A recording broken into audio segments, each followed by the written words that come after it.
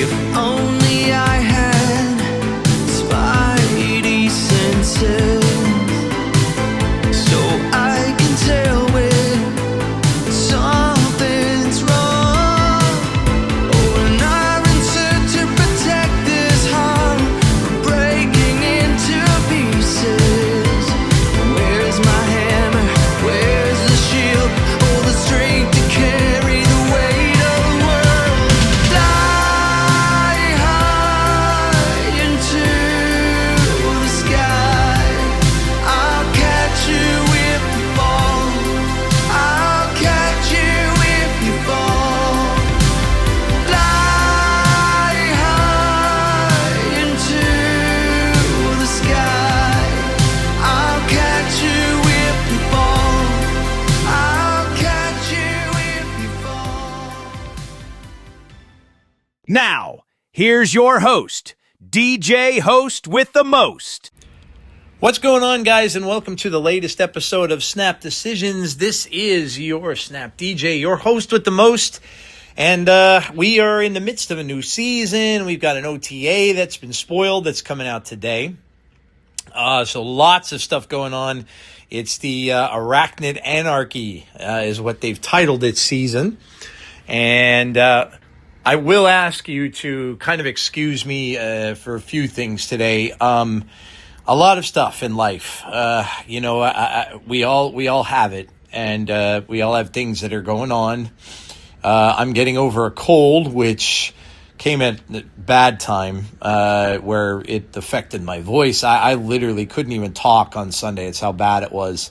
I was afraid I might have had COVID. I took the test. Luckily, that came out negative. So, but it turned out I must have had some kind of throat infection. Yeah, I don't know what it was, but it was just weird. It was almost like laryngitis, where I couldn't speak, which I thought I had COVID, because that's a symptom of the new COVID, is like a very like glass feeling, kind of sore throat and all that. And I had all that too. And also, last Friday, my wife ended up in the hospital. So just long story short, I'm not going to go into that details, but she went very early in the morning, and she's dealt with Crohn's disease since she was very young, 13 or 14 years old, I think. And then around 16, 17, she had her first surgery for it, which was, was done years ago. She had a lot of her intestine removed and stuff like that. So it's a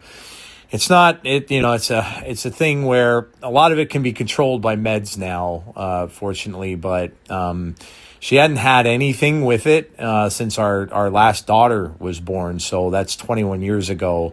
And but all of a sudden, she had a little bit of a problem maybe a couple of months ago with her stomach, and just kind of thought it was a flu or a virus or something, but it turns out that could have been just the start of what had happened, a lot of pain and stuff. And so she went to the hospital, and she's been there since. So kind of just still waiting on news from that. And she's already had like 2 CAT scans. She's having another one. We're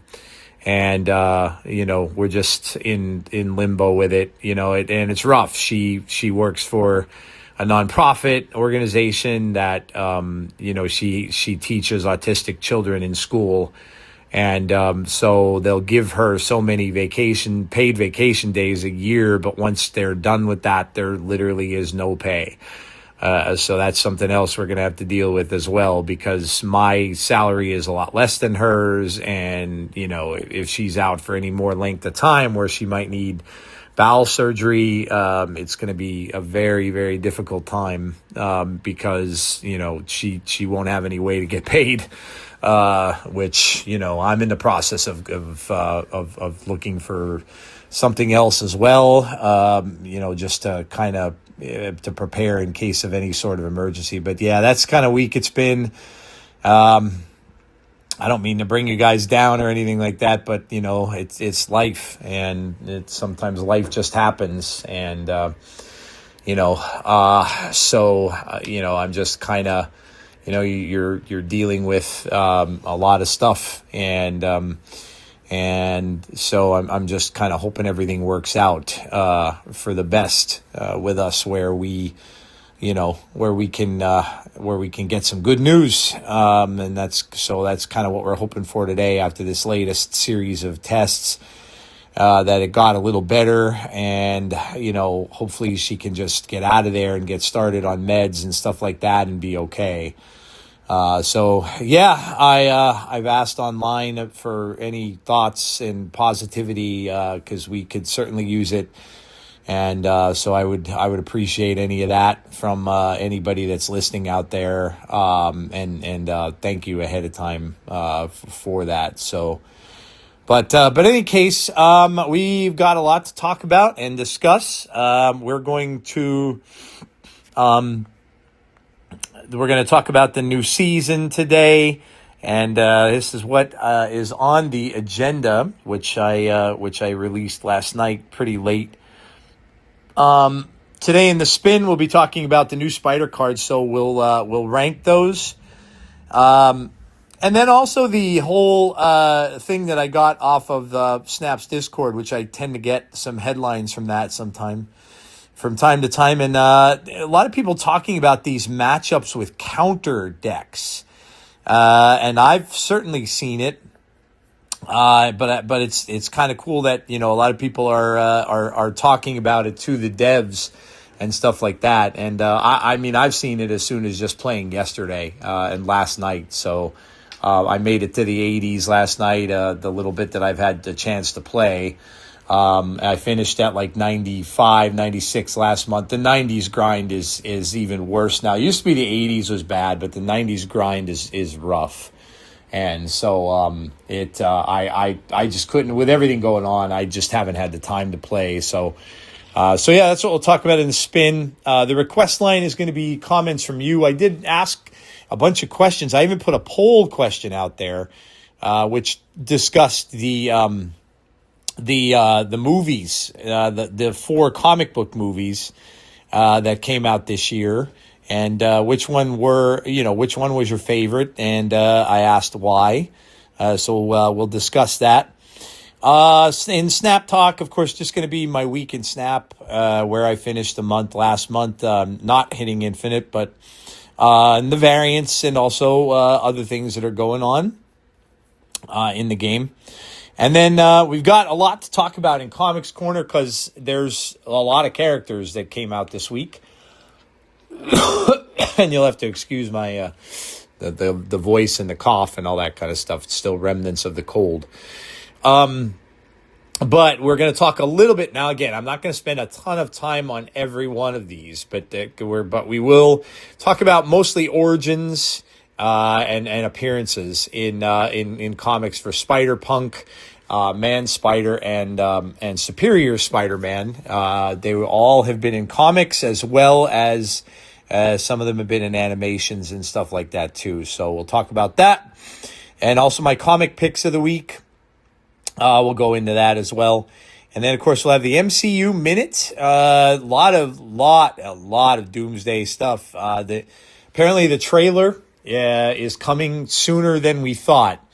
We are going to get a trailer for it, which is going to be supposedly not just a little teaser, but an extended trailer, which is going to be very Doom focused.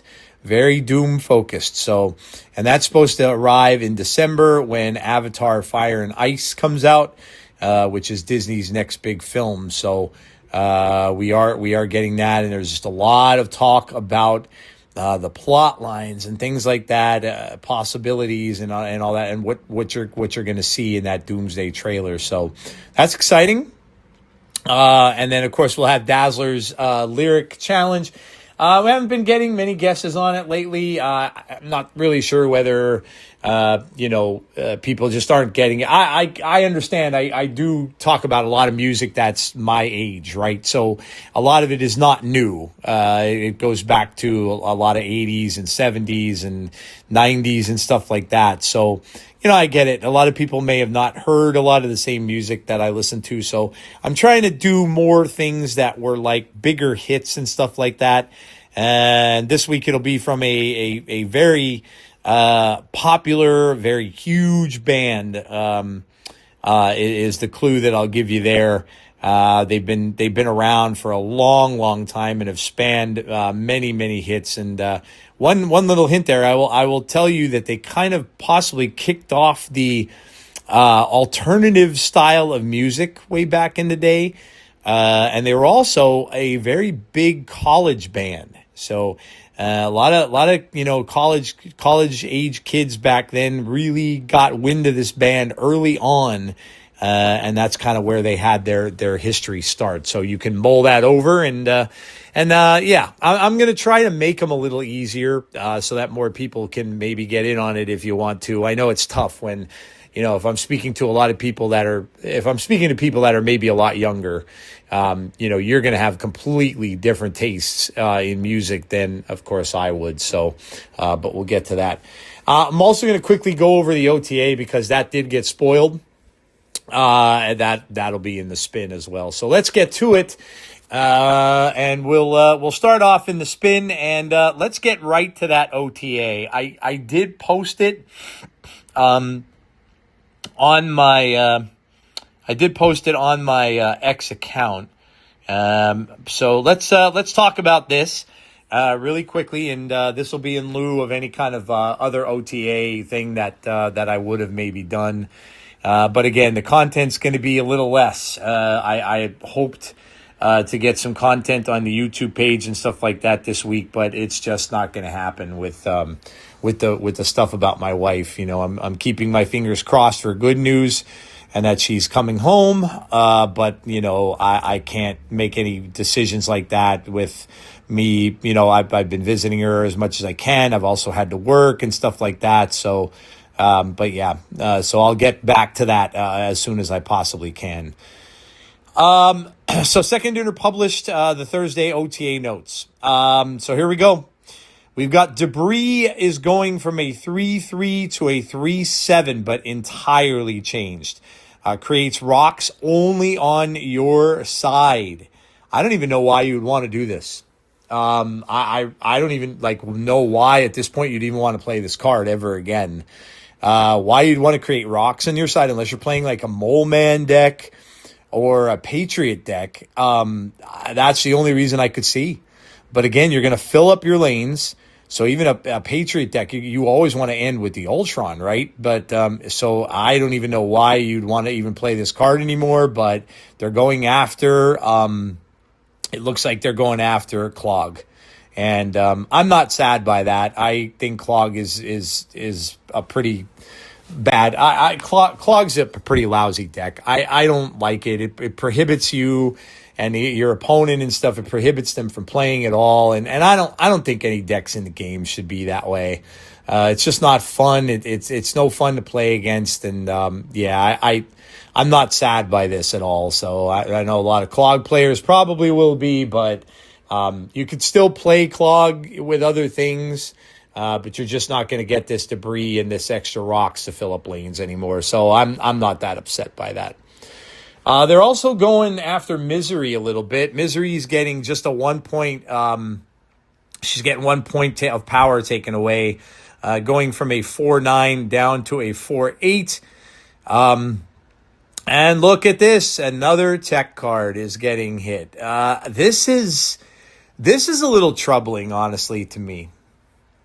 I understand that, and somebody even asked Glenn in the Discord about, why does it seem like, that they understand that the person understood that, that these changes are made in lieu of the new seasons that come out and things like that, and to try to get people to play the new cards and everything and have a good time doing it, but I don't think eliminating all of this tech is a smart idea. I just really don't agree with it. I've asked that question out too online to see if everybody was behind that, and it seems like it's very mixed reactions. But I don't like it. I know Safety Blade's been talking about it too. It's fine to push people in a direction a little bit when you come out with a new season.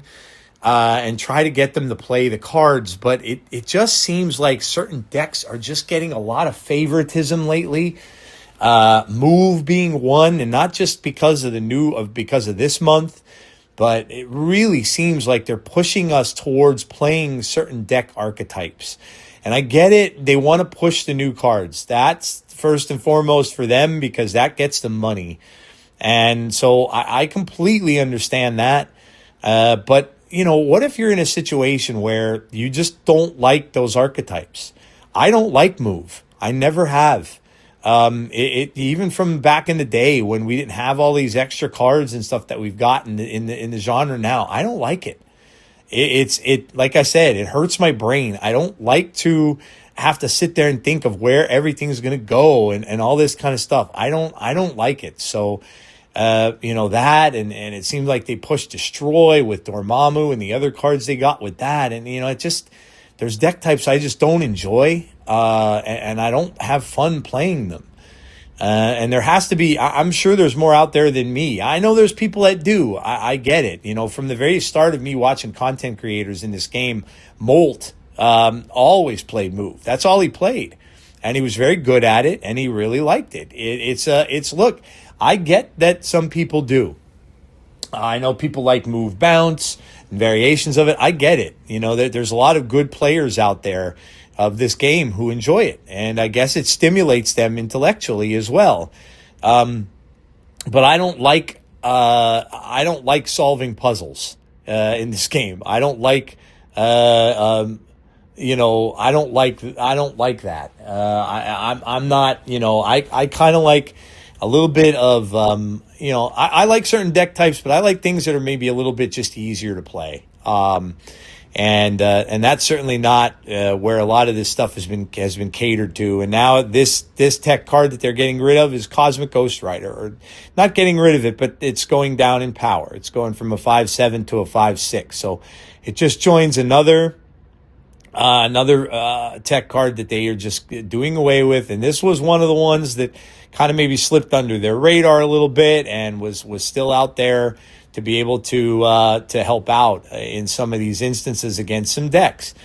And it just seems like they really want, ever since that Android imbalance thing that they did, that they just seem like, I don't know if they got more statistics on more decks being played that they wanted to see being played. But I don't know. Like I'm on Safety Blade's side with this. I don't know if this is a good thing. I don't know if if it's in a game like this, a card game where they're pushing people to certain archetypes. I don't know that I like that. And I understand why they're doing it for the seasons. I get that. It's money. It's just money. And, you can't tell me that it's anything different. It's selling season passes. It's selling the other cards. It's a money thing. And I understand that. People have to make money. Times are tight right now for everybody. Trust me, I know, with all this stuff going on with my wife and all the nervousness I'm feeling about it. I get it. And I get money is tight probably for them too. They've lost a lot of their player base. And a lot of those people were probably players who were spending at least the amount of money for the season pass, and that's gone. So I get it, but I just don't like, when a card game wants to push you to cards. Magic, fortunately for me, that I played for years and years, really never got into that because you had so many cards and stuff that you could play. I never played Commander, so I don't know if they did that with Commander and recently, but I never felt that I was pressed to play in other areas of what other than what I wanted to play from Magic. So I don't enjoy that, and I hope we don't continue to see it, because the more these tech cards get pushed away, things are going to just run rampant, and it's going to be overwhelmingly controlled by whatever new cards are coming out in the season as to what people are going to play, and that's a little bit unfortunate. So Vision goes from a 5/8 to a 5/9. I don't really see that card being played very much. I don't think it's a big change. they're just want more people to get in on using it, I guess. And then you have to look at these changes too as being things that might help with the current season. Now, Vision is a move card, so maybe that's a card they want more people to play. This could work well too with Man Spider a little bit. If you are, people used to play Vision a lot in Shuri, and now that Man Spider is out and he kind of has a similar feel to Shuri, you can make a very, very big card here by playing Man Spider. And then, although you wouldn't really be able to, because he's a 5, you'd have to get him out earlier. You have to ramp him out to do it. But, you can make him a big mover that's 18 points that you can pull into another lane and then move it again. But again, it's a move card. So as you'll see, there's another one in here too. The first Ghost Rider is going from 2.6 to 2.7. That card just doesn't get played at all. That's a pretty good stat line, 2.7, but I haven't seen that card played in such a long time. And Baku is going from a 1.2 to a 1.3. Again, very good stat line, and it's just going to be a little surprise card. You could stick in a deck that'll just jump down. And how many times did an M'Baku come in from an RSM deck to just win you a lane? Now it's going to have an even better chance to do so. So we might see more M'Baku. He's going to be in the he's going to be featured pretty prominently in Doomsday. I don't know. Fanfei goes from a 4/7 to a 4/4, but the activate gives each card 1 power. So they just took the power away from the card itself and just did better with the activation. Again, another card you don't see played. And then lastly is Hydra Stomper. Again, a move card, going from a 3/2 to a 3/3. And, once you see some of the previews for, once you hear about the cards that we're getting this month, these are all move-related cards. And Hydra Stomper is going to be pretty good. I did see a couple of lists, including one from Safety himself, that, that's a Scream deck. So I'm sure you're going to see a lot of that being played too, along with regular move, although regular move is the dominant one right now, and it's simply because of one card primarily, and it's Human Torch. Human Torch is the big card in the deck, and it's just a big one that just gets obnoxiously big. And then people play Tribunal with it. So, this is... that's a card I think that they're going to ultimately have to have a look at. It's very overpowered. And, you can't just get rid of it with a Killmonger anymore unless you play Hide the Killmonger with the Invisible Woman in the deck and do it on the very last turn. But it's not always a guarantee. Shadow King, but it, again, not always an easy thing to do. Move bounce is still out there as well, and if they bounce the torch back, it's very difficult unless you're doing the Invisible Woman trick. And I always said that if you feel the need to have to play Invisible Woman in your deck just to hide a Killmonger, then to me, I think that there's something a little bit skewed with the way that the decks are right now. So, one of the other things in the spin I'll chat about too is just the meta right now, and it's filled with zombies, it's filled with move, and it's also being led off by one of the best decks in the game right now, and this is another issue big time, and it's the War Machine Lockdown deck. That is more obnoxious than Clog, and when you're at a point where you can say on turn 5 that I'm ending your game, and you can't play anything next turn, the deck's too powerful. And I've said this many, many times before. This deck disappeared because they had to touch it up, and now it's the top deck in the meta, which is insane. This should never be. This should never, ever be. And everybody will gravitate toward it. Content creators shared it, saying it was the number 1 deck. Several of them have, and that look at statistics of decks and share decks and stuff like that. Obviously, I love all those guys. I don't begrudge them doing that. They're just putting out public service and telling you what's good. But this deck, in my opinion, should never, ever be this high in the meta. Never be this high in the meta. And I don't really think there's an argument towards it. I get people say, yeah, well, I'm not guaranteed to get the cards. And, listen, when you're playing a Lockjaw, you're playing a Blink for the Electro in the deck, chances are you're going to pull the Legion. You're going to get the Storm out on turn 2, and then you're going to get the War Machine at the very least in the deck. You're going to be able to have the ability to play an Infinite on turn 6 with no drawbacks whatsoever. You might blink into an Infinite. So you've got a pretty good chance of winning the match.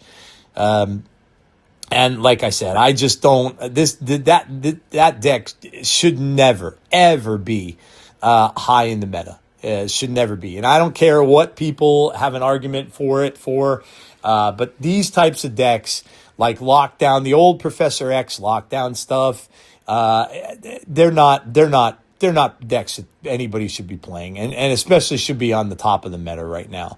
It ruins everything for everybody else. It ruins the fun for everybody else. And if you're one of those people that play these types of decks, well, I feel bad for you, but they shouldn't be. They should never ever be top of the meta. So I wanted to just chat about that too. It's just the meta to me right now. And I don't know where it's going to stand in a couple days from now with the move stuff. I'm sure that either the War Machine deck will remain on top, or one of the Human Torch deck versions will be on the top.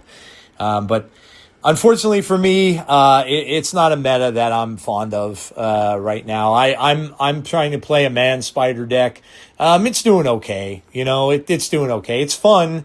Regis Kilbin came up with another like crazy one that people are gonna try out, I'm sure, where it just gets hugely, like, very big, where you can Absorbing Man it, and then it just makes it like crazy big power, where he's even able to go over top of some of the Human Torch stuff with it, where you're gonna have, and then you could Taskmaster. I think I saw one time where he had like 480 some power. Man Spider, that was Absorbing Man into one lane, and then he Taskmastered it to another lane. So that's another one that's just that gigantic power type stuff. And again, it's and I think Dexter was playing one too, where it had a backup line of Black Panther, Zola, and stuff. And again, those don't appeal to me either. That ridiculous, crazy amount of power on a, I don't know. Just not a meta for me. It's just not a meta for me. And I'm not saying it shouldn't be for anyone else. The Lockdown stuff, I don't agree with at all. The big power stuff with Man Spider, that is what it is. If that's something that's an after effect of the card and is going to do it, I'm just having fun with it, and it's just an old Sauron list. Where it just, I kind of like the avoidance thing from it, because more people are kind of starting to play Shang again now. And I'm able to kind of just avoid the Shang with Man Spider, which I think is awesome. People will see that big, they'll see the Man Spider when you're using it on turn 5. And then if you could yank it away in different ways. So, there's ways that the Man Spider allows it to move. So I'm sorry, they don't see the Man Spider. They'll see like a big card, right? Like, let's say you have a big card in a lane that they're thinking they're just going to Shang that card. I had it happen. I had a Red Skull, I think, in the lane, that was already shut off by Sauron. So I had a big 14-point Red Skull in the lane. They had a Shang ready to go that they were just going to Shang my Red Skull and win that lane. And then because I Man Spidered it, it zaps it out of that lane and brings it to another and then doubles it. And then, you have that one lane that you're winning. Beside that, they think they're just going to beat you with that Shang, and then they don't. So to me, I think that's kind of cool. But I'm not playing with the obnoxiously big power one. I'm not saying I won't maybe give it a try, but that's really not my thing. either. Just get that crazy amount of ridiculous power on lanes to win games. So, but yeah, so what else do we got in the spin here? Oh yeah, I guess we'll look at we'll look at the Spider cards as a whole, and we'll give them a quick ranking. I know that people have done this already in a lot of other games, and I'm sorry, in some other podcasts. I've Snap on This, listening to Snap on This. I heard them do their card ranks. So I will go over these and I will rank them very quickly. Not gonna spend a ton of time because I know that a lot of people have already done this and released them already. So we've got Spider-Punk, which is your season pass. We have Man Spider, which is your premium season pass. We have Superior Spider-Man, which is a Series 5. We have Ezekiel Sims, Series 5. We have Spider-Man Noir. I never say this word right. Noir. I think it's Noir. Yeah. Such a weird spelling thing. He's a Series 5. We have Prowler, who is a Series 5. And then we have some Series 4 stuff that's coming. We have Web Sling, that's a Series 4. We have Chameleon, Series 4. We have Deafening Chord, which is a Series 4. And we have Hydro-Man. That is a Series 4. Hydro-Man is a 5/8. On reveal, set the cost of each deck's top card to 1. Then we have... coolest thing about his card is how he kind of plays off of Sandman. He's kind of like an opposite of Sandman, which is kind of cool because water and sand, you know. Deafening Chord is a skill, 1-cost skill. Afflict an enemy character here that costs 3 or less with -1 power and remove its text. This is a very good card, folks. This is a Red Guardian for 1 cost that can pretty much hit anything that costs 3 or less. So this is pretty good. This is pretty good. Chameleon is a 3/3. On reveal, copy the text of another card here you revealed this turn. Then I like the art. The art's very cool. Then we have Web Sling, which is already out. This is a 1 cost. On reveal next turn, you can move one of your cards away from here. Obviously, it works in move decks very well, and I've seen it played in some other things that people have it in their decks also. And then we get Prowler, which a lot of people are looking forward to. This seems like it's going to be a pretty fun card. 3/4. Add 2 Thieves' Tools to your hand. Set their cost to 0 if a card moved last turn. So again, it's going to deal with move decks. We have Flight Harness, which is a Thieves' Tool. Give your highest power card here +1 power. Move it to the right. We have Remote Mines is a 1 cost. Afflict the highest power enemy cards here with -2 power. So kind of goes with Spider-Punk a little bit, which also could go with a Scream deck since you're doing negative power stuff. And then lastly, a Vibroshock Gauntlets. Give your highest power card here +2 power, and then you get +1 energy next turn. So each of these kind of is like one of the cards we get this month. So that's a combination of all the cards inside of Prowler. Then we have Spider-Man Noir, however you want to say that. 4/6. On reveal, if your other cards in play cost exactly 8 total, add the top card of your deck here. Set its power to 8. So it becomes basically a 0/8. This seems like kind of a puzzle card to play. I don't really think it's good. Unfortunately, he's a great character, and it's kind of, I don't know, will it be fun trying to get this all to work? It seems like a lot of work for not a great payoff. So I don't know. Ezekiel Sims is a 2/2. After you play a card with higher power here, give this +2 power and move this to another location. So another move card. Superior Spider-Man is out right now. At the start of each turn, you get +1 energy if you have any cards with increased power in play. This is fairly easy to do.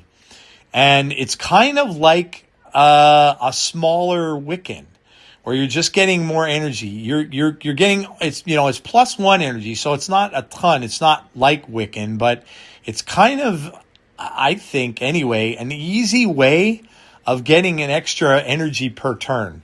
I've used it in decks that I've played so far, and it's not bad. I love this character too, by the way.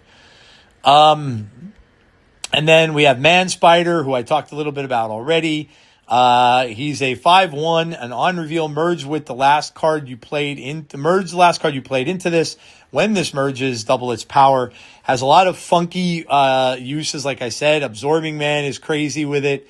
Some people tried Zola with it, but Zola doesn't quite work the way you'd hope it would. It'll do one thing, but then it won't do another. So there's some crazy interactions with this card, but it can be abused for sure. Like I said, just see Regis Kilbin's latest video and you'll see how much it can get and how big this card can get. So it's kind of a crazy card.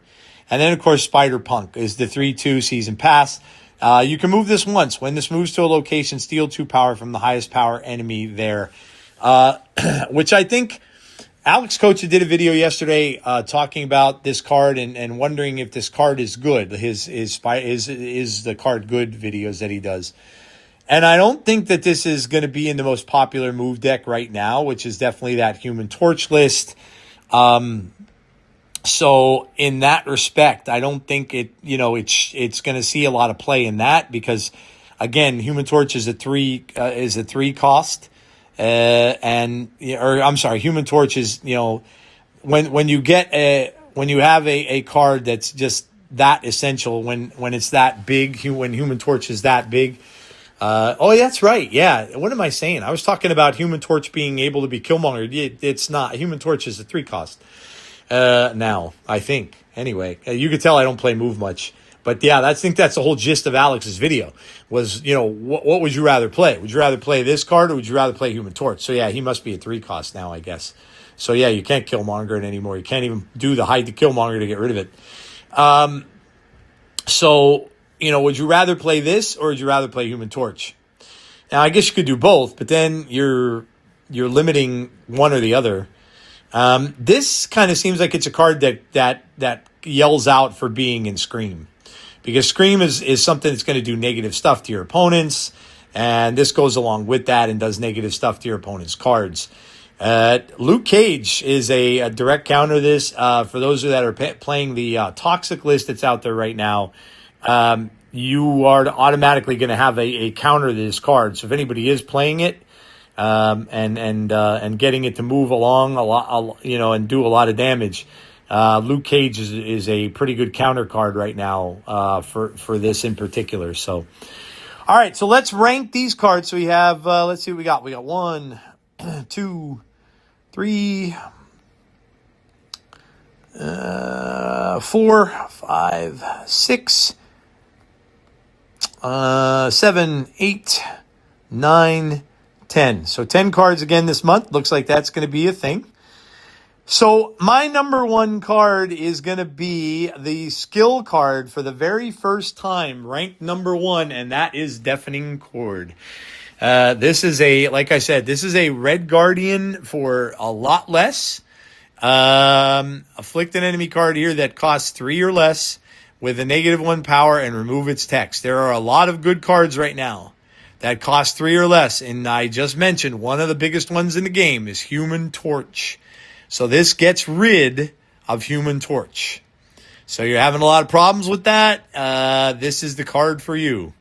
And it's a 1 cost skill. So you will have this, you can certainly get this very early. You can play it whenever you want. The instant you see a Human Torch hit the board, you can instantaneously dump it with this card. So for that alone, and that ability alone, it's my number 1 card of the month. Hands down my number 1 card of the month.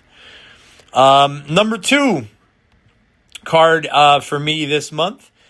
And again, you got to remember, guys, I'm not a move guy, so I'm not going to necessarily rank these by move or anything like that. This is my personal ranking. So my number 2 card is right now, at least, Man Spider. I'm enjoying it. I'm having fun with it, playing just in a standard, like I said, Surtur list, standard big cards type deck. And it's doing very well for me. How far it'll carry me, I don't know. Once I get up into the 90s and stuff, it'll probably be rough because everybody will be playing Move or everybody will be playing that obnoxious lockdown deck and stuff like that where, it'll basically be an FU to the entire deck type I'm playing. But for now, Man Spider ranks to me as my number 2 card. Like I said, these are my rankings. And the fun that I get out of the cards. So not necessarily how powerful I think they're going to be or anything like that. So, these are my particular rankings and what I think of them. So that's my number 2. Number 3, I'm going to go with, even though I think it's going to go in an archetype that I don't necessarily like, I'm going to go at this one for fun factor, and I'm going to go with Prowler. And also because I just love the character. So I can't wait to do him in Comics Corner. I love Prowler. I always did. Was one of my favorite Spider-Man. And he wasn't always a villain. He was kind of a villain, and then he became a good guy for a while. He had a lot of crossovers with Spider-Man, and a lot of times where he would fight Spider-Man, but there were times when they kind of teamed up. But I always just loved the look of him. I've always been a purple guy. I like the color purple. And I always I always loved his color scheme and the mask and stuff like that. I always liked Prowler. And of course, when he became even more popular because of the animated stuff, I love this character, and I can't wait to see him in live action. So I'm hoping he ends up in a live action Spider-Man film at some point. I would guess that might be saved for a live action Miles movie, which will be controlled by Sony. But yeah, I'm excited. So this is my number 3 of the month. My number 4 card, I'm gonna go with I'm gonna go with Superior Spider-Man. I think is my number 4. I've liked him so far. Not a great stat line on him, but I kind of look, Extra Energy I think is good. And I love this. I'm excited to talk about him actually today, the Doc Ock version of Spider-Man. So I love that whole storyline, and I like this character. So he's going to be put in as my number 4. Spider-Punk I'm going to put in as my number. Am I up to 4 already? Oh God, I always lose track. So I put Deafening Chord number 1. I put Prowler number 2, and I put Man Spider number 3. Yeah, we're up to so Prowler's number 4. Yeah, so my number 5 card I'm going to put in as Spider-Punk, and simply because I'm not a move player, archetype move player. I played a few games last night with a screen deck. Again, not a deck that's a go-to deck of mine. I'm not very good at it, so I'm not a huge fan of that archetype. So I don't play it a lot. But the couple of games that I played with Spider-Punk in Scream seemed to be good. And again, it's a character that I kind of like from the animated series and from other things that we've seen Spider-Punk in. So I'm going to go with him as my number 5. Number 6. Number 6. Oh, I'm going to go with Web Sling, I think. I've used it a little bit so far in the season, and I think it's pretty good. It's a pretty good skill. Stick it in a lane, and you can just move one of your cards out of there. I mean, that's pretty handy, whether you're playing a move deck for sure, or just, I don't know, you can even put this in a deck that you want to play to avoid cards. To move it over to help you win another lane, because you just, a lot of times you put a card down early on and it's just kind of stuck there. if you're not playing move. It's just kind of stuck there, and it's kind of ends up being useless to you at some point. So I don't know. This to me is a pretty cheap skill. Whether you want to include it in a deck or not, that's the whole thing, and that's kind of why I rank it a little bit, I guess, lower. So, but yeah. So I'll put Web Sling there. And then next up. Next up here, I'm going to go with Ezekiel Sims. He could end up being better than what I have him ranked here. But again, after you play a card with higher power, give this +2 power and move it to it. So this is a move card, and I think this could be pretty good for its cost. I don't know that it should be a Series 5 card necessarily, but I think it could be pretty good. So I'll put Ezekiel Sims in that spot.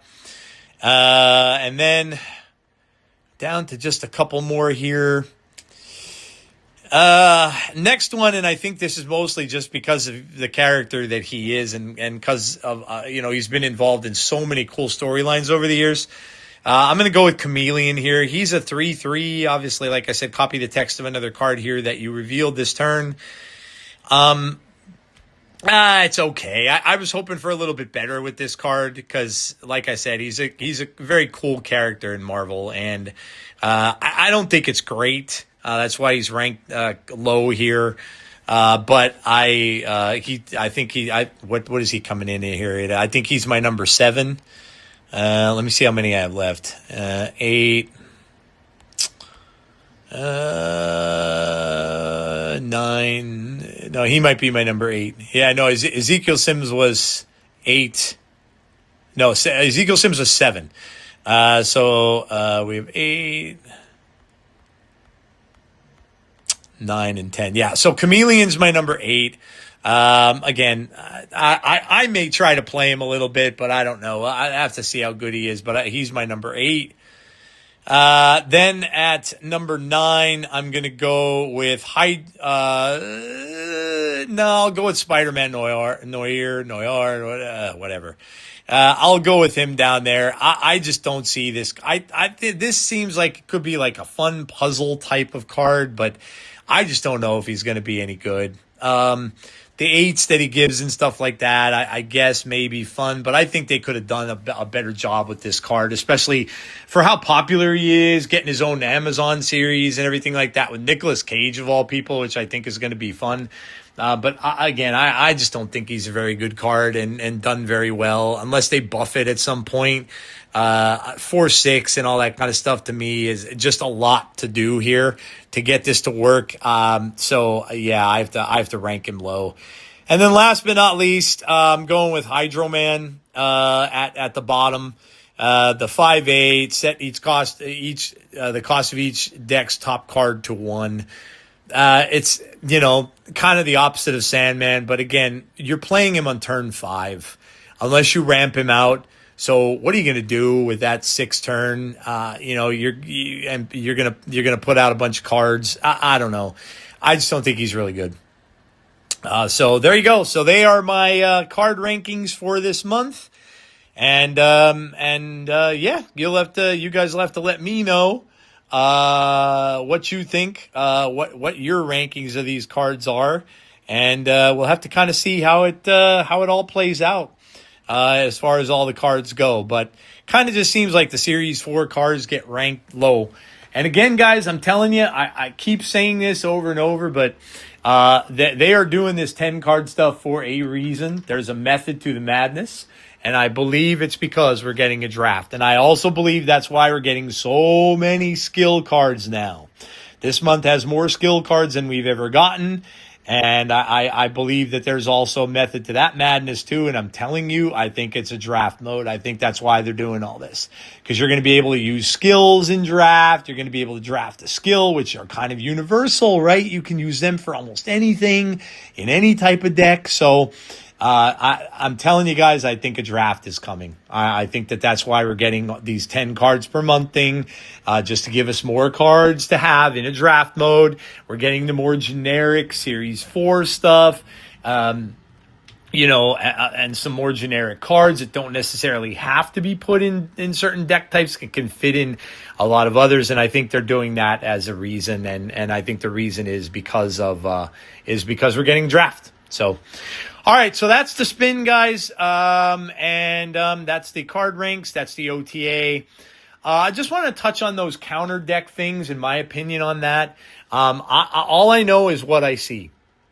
And I am seeing a lot of it. I'm seeing a lot of the counter things. I saw a lot of it happen last night. And what I mean by counter things and what people are meaning by that is when you play a particular deck, you are finding that you are getting matched up with someone who can directly counter your deck. Whether it's cards in there that counter it right off the bat, but I am seeing a lot more of that too. Now, I know Glenn answered saying something to the effect of, well, why would we want to do that? Well, I don't know. I'm not too sure that they're doing, listen, I'm not saying I don't believe him, right? Because I don't know that they necessarily could do that. I think what this is attributed to, though, is what I go back to as far as the bots are concerned. And I think they are still a lot of those decks that people are seeing that are playing them, that are countering them. Listen, bots can play any way they want, and they can beat you any way they want. They have access to every card in the game. And I'm not a believer saying, and I'm going to sit here and think that a bot is going to play fairly. I don't think that's true. So I think a lot of these things are bots. First of all, the bots now, the cheater bots are all like 20,000 collection level. So it's a very, very generic collection level. The stupid bots are the ones that you see up in the 35,000s, 40,000, 50,000, 60,000. You get a bot like that and they're the dumb bots. They're the dumb ones. They're the ones that you're going to be able to beat and take them for, and listen, can't take them for 8 cubes anymore because they retreat now. So there's none of that. You very seldom will ever, unless you play smarter against it, and unless you let it think it's going to win, then it will snap you. So that's the thing to do, is look at the collection level, and if you see and you feel it's a bot, look at the collection level, and if you see that they're 40, 50, 60,000, then snap them back, because at the very least you'll get 4 out of it. But they very seldom now ever stay around for 8 cubes, so that's a shame. But there's that. But I think that a lot of these ones that people are saying counter you are bots. Because like I said, I think they made the bots a little too smart. And I think what they do is they examine the card you play. And listen, I know that you could say conspiracy theorist, you can call me an X-filer, whatever, all you want. But I know that they take longer to calculate. At the end of the game, when, they're taking all their time. And bots didn't used to do that. Bots used to play rather quickly. When you would put your cards down, all of a sudden they'd put their cards up, boom, the game was over. Now you see them sit there. And these 20,000 level collection players will sit there and sit there and sit there until almost the timer runs out. And I'm convinced that they are doing this because they are figuring out, okay, this guy put this on this lane. This is going to beat me. So what card do I need to draw from the collection of the game that's going to beat them? Because I can't tell you how many times a player has beaten me like this, where they basically could get one card in the game that beats my deck, and it gets drawn. So you're not going to tell me that that's not a bot. You're not going to tell me that that's not a bot looking and sitting there thinking. I'm looking at the whole collection of cards. I'm thinking, and then, oh, look at this. There's this card that I can play that's going to beat this deck. So boom, here comes that card. You're not going to tell me that's not the case. So I'm not saying that what Glenn said is untrue. That why would they do that? But what I think they messed up with was they made these bots too hard. And the bots are the ones that are beating you. You are seeing a lot more bots in this game. That's just a fact. The player base has dwindled. Look at anybody, there's videos out there that talked about it. There's people that have proven it. The player base has dwindled. From last year to this year, the player base is way, way down. So what that means is you are going to queue into more bots. It's just logical. So this whole thing about counter decks, 100% I believe it. But I believe that they're bots. The bots are too strong right now, and they're annoying. And you're going to queue into so many of them now because there just aren't. And sorry, you want to be able to tell too if they're a bot. Just emote them and see if they emote back. But but I've even seen a lot of times where they will give you a little quick emote where bots never emoted before. So I'd like to see somebody ask that question. Somebody go on the Discord and say, "Hey, do bots emote?" And just see if you get an answer for that one. Because I'd just be curious to know if whether or not they made them do. Because bots never would emote you. They would never emote you at all. But now sometimes I'll see where they'll do like a little emote at the end and blah blah blah. And just But I don't know. Maybe I'm wrong with that. Maybe they don't, and maybe that was an actual player. But I know the CL stuff doesn't necessarily apply anymore. You'd get matched up with people. That definitely doesn't. I never get matched up with anybody close to me. I'm almost 50,000 now collection level. I don't get matched up with anybody close to me anymore. On average, I'm getting matched up with people that are probably 18,000 to 23,000 is the ones that I get matched up with the most now. And so that could be newer players. That could be players that haven't been playing the game long, or that is a lot of bots. So that's my idea with the whole counter thing. I 100% believe it's true. And I'm not saying that Second Dinner has done it on purpose with the matchups, but I think it happened maybe inadvertently, and it happened with the bots. And the way these bots are now, they make it incredibly difficult for you. They're not the easy bots anymore that you could just cheat around. They made them much, much better, and much, they make them play the game that much better. So that's my stance on the counter thing. All right.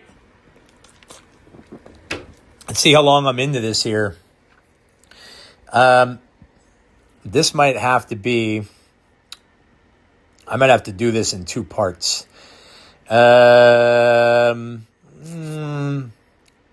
Magically, though, you will never know. You will never know if I'm doing it in two parts. Yeah, we're already into an hour here. I was hoping to finish this whole thing before I went to work. But it's probably not going to happen because I'm not that far away from having to be there. But anyway, we'll move along and we'll get to the request line stuff. We're getting a new title from Conquest that says is a punk rocker. And I know it fits the Spider-Man, the Spider-Punk motif. But I mean, this right from Superman, right? I'm a punk rocker. Yes, I am. I like the title. So now, because I'm a big fan of the Superman movie, which led to my poll question. I've gotten 25 votes so far, so I might revisit this a little bit later when I finish the pod up toward the end of the pod and see if it gets any more. But if you haven't voted, please do go on my X and vote.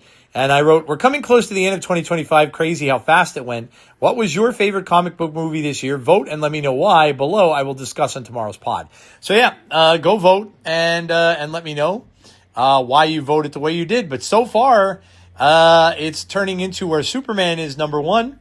First Steps is number two. I've got 44% said Superman, 32% said First Steps, and Thunderbolts, which I think is very underrated.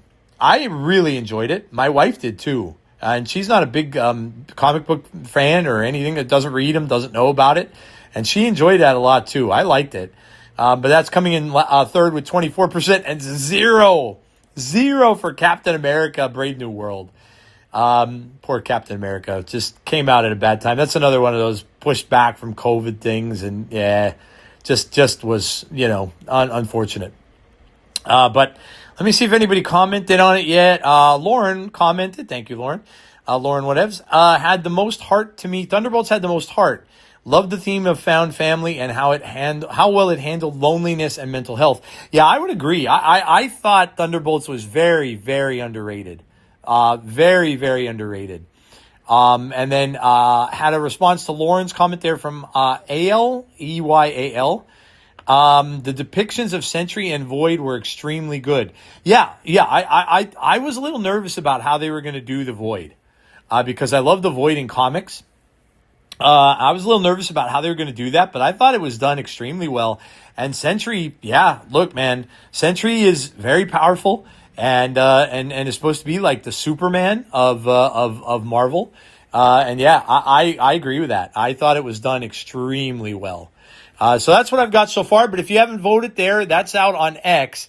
And I also put it over on Blue Sky as well. Let me see if anybody voted on Blue Sky on the poll.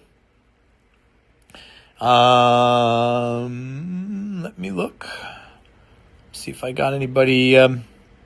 Nah, so far Blue Sky, nobody reacted over there. But if you're on Blue Sky, go ahead and vote for that. I'll revisit this a little bit later in the pod. This is going to be a longer one, guys. Unfortunately, I said I was trying to make them short, but there's a lot of content to cover in this one. So this one's going to be a longer pod. But I'll revisit this a little later in the pod and see if I get any more on it later tonight when I finish up. You're not going to know I'm doing it because of the magic of recording. You're not going to know that I'm going from one time to another. But yeah, I'm going to have to do it that way because I just don't see me getting this all done. So that was the one thing that I put out there for the request line. Let's see. Oh, the other one that I put out was if there were, I put time for a fun post. Which Marvel characters do you want to see come to Snap? Try to make it one we haven't seen any iteration of yet. I'll start everyone out, and my two starters here were Machine Man, which I mentioned on this pod many, many times. Love that character, and love what he looks like, and the purple suit and everything. I always love the character. And my other one is Rom Space Knight, who they made an actual action figure for. I think Machine Man might have a Marvel Legends figure now too. And Rom ended up with a toy line, or vice versa. I can't remember what came first. I don't remember if the toy line came first and then adapted to a comic, but would love to see both of these. Machine Man, I would think is a good get. I'm surprised he didn't show up in the Android season. I really would have included him there. And Rom, I don't even know if they necessarily have the rights to that. That may be held by a toy company. So I don't even know if they have the rights to that, but had some people give me some choices. Eric Sylvester, from X put, I still have hope this dude will make it into a move deck of some kind. Is that Pug? I think it is. Eric, is that Pug? It's a character with, he's wearing like, gauntlets. He's got a black suit and a big P. So I'm assuming that's Pug. But I may be wrong. But let me know. Voltron Pilot says more legacy characters. My first pick is Sam Alexander, Nova. Let's get the champions together in game. Besides, it would be nice to have a Nova that stays on the board. Yeah, I never understood why Nova was made into a destroy card in the first place. And you basically just pop him off and it gives you that bonus. I would agree. I always liked Novas. And I think maybe they'll even do a Nova season. I'd kind of be down with that. That's a character I think that's going to be end up being in movies more prominently, or at the very least in a Marvel series that they had discussed. So I think we'll see something along the lines of more Nova at some point. I would agree with you on the reasoning. Adam Star Snaplore says so many. I knew this question would appeal to Adam Star. Thank you for the response there. Spiral, I guess. Spiral would be a great one. Yeah, but he's right. There are just so many characters we haven't seen. That's why, some of us comic book nerds, we get a little irritated by repeat cards coming out too, because there are just so many left. It's not like they've run out of characters. There are so many characters that they can do that we have left to see in this game. And he's 100% right there. Spiral's a very cool one, though. I'd love to see a card for Spiral. So great shout. Thank you, Adam. Andrew S. says, how about the guy who puts the evil in Evil Mutants? Jason, Mastermind, Wingard. Yeah, great shout. Love that. Love that call out. Look, there are so many of these. So if you're just hearing this now, on the pod, on audio. I would love to hear your choices. I did put this over in, that was in Blue Sky. I put it over on X as well. Let me see if anybody responded to it on the X here. At least I think. Oh yeah. Let's see what people responded here. Lauren responded, Singularity is my number one by a mile. Then the rest of the Runaways. Yeah, that'd be cool. Runaway season would be awesome. She also brings up Big Hero 6. Oh my God, I love that movie. Love that movie. Fa la la la la. I went to see that with my daughter, and oh man, I didn't know that was a Marvel property. I had no idea. But like Lauren says here, I suspect Disney has taken that away.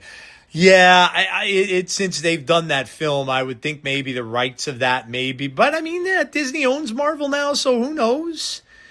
But I kind of don't think because of that reasoning it'd be used in Snap. But could you imagine Big Hero 6 being in Snap? I think that'd be cool. Jay's All Day brings up one of my favorite villains in the Marvel Universe, Arcade. Oh my God. Yeah. Let's go. Arcade needs to be in the game. Yeah, love Arcade. One of the best villains ever. Philip Woodward says, I think Jackal and Kane would be fun. Jackal needs to be in, for sure. Jackal is so important to that entire Clone Saga thing. And I don't know, maybe they'll do a Clone Saga at some point, because your other pick here as Kane would also be good. So maybe they'll do, they seem like they do a Spider-Man thing every year, right? We got last year's in November, we got this year's in November, so maybe they make that a constant, and maybe they'll do a Clone Saga at some point, because yes, there are a lot of characters that have already been released. Chameleon's another one from the Clone Saga that's getting released, but I would be down for both of these. And I know a lot of people didn't like Kane, but I don't know. Look, the Clone Saga gets a lot of bad rap. I get it. They went back to comics that included the Jackal from way back in the day and continue. I thought that was very clever, because that was done. That book came out in the 70s. And they went all the way back to that story to dig up this clone and bring that to the forefront. So I thought it was very clever that they did it. Now, did it go on a little too long? Did it get a little out of hand? And did they get into a point with it where they just kind of couldn't recover kind of from it a little bit? Maybe.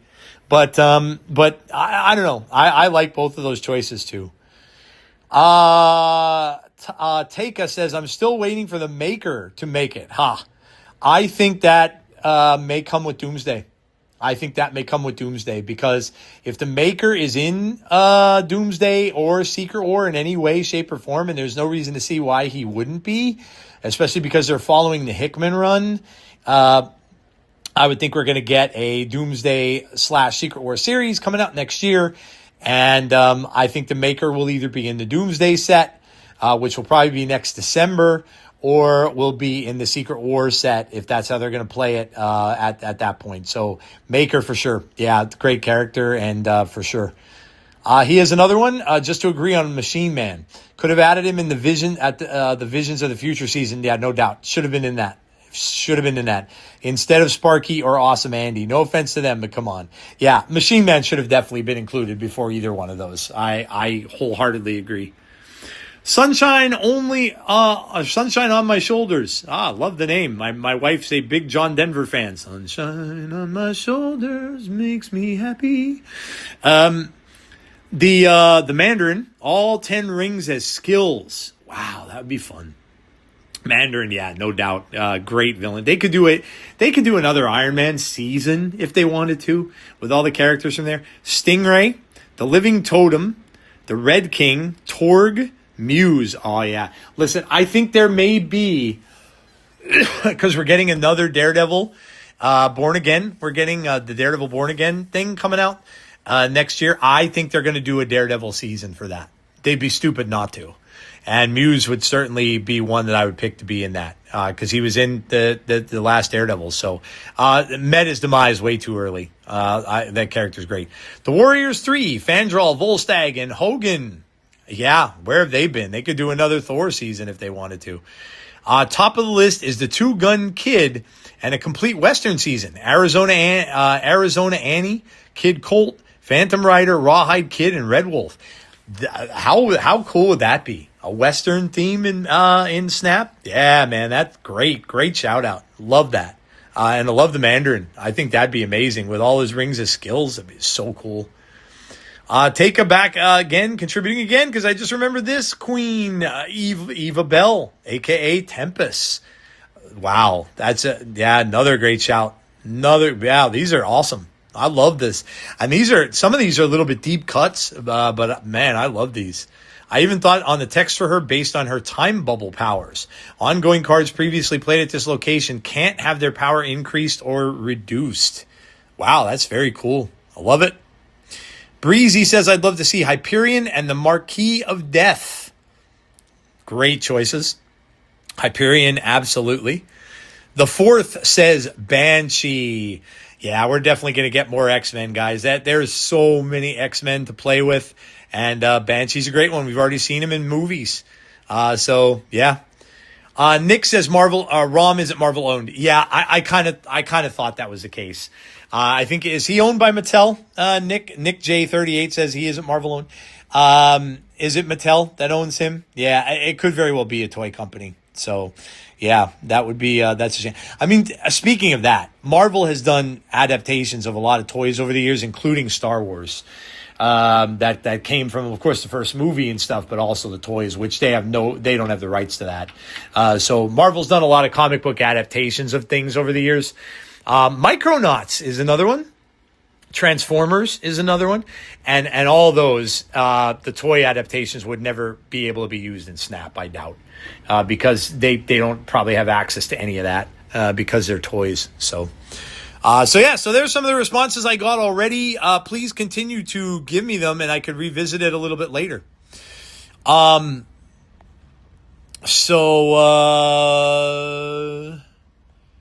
Let's see if I got anything since then. No. Okay. All right. So, but I'm going to revisit this a little bit later on when I finish up the pod. So I think I might have to stop here now, though. But again, you're not going to realize it, but I'll let you in on the secret. So this is going to be part one. So part one is of the pod is going to end right here, but I'm not going to tell you to stop listening because part two is going to just phase right into it. So you're not even going to know. I'm just spoiling the magic of the podcast. So part two is coming up as soon as I return home from work later on tonight. But anyway, so again, you're not going to know. We're just going to move right on to the next part of the podcast, and we will be going into the Snap Talk section, where I will talk about my weekend. As I said already, I ended up in the 90s. I finished at like 94, I think I was, or 94, 95. I don't even remember now. But I started in the 70s, a little lower than last time because I didn't hit infinite. And I'm already up to 80, so that's kind of cool. So we'll get into the shop. We'll talk about everything that's going on there. So, talk soon, but talk right now.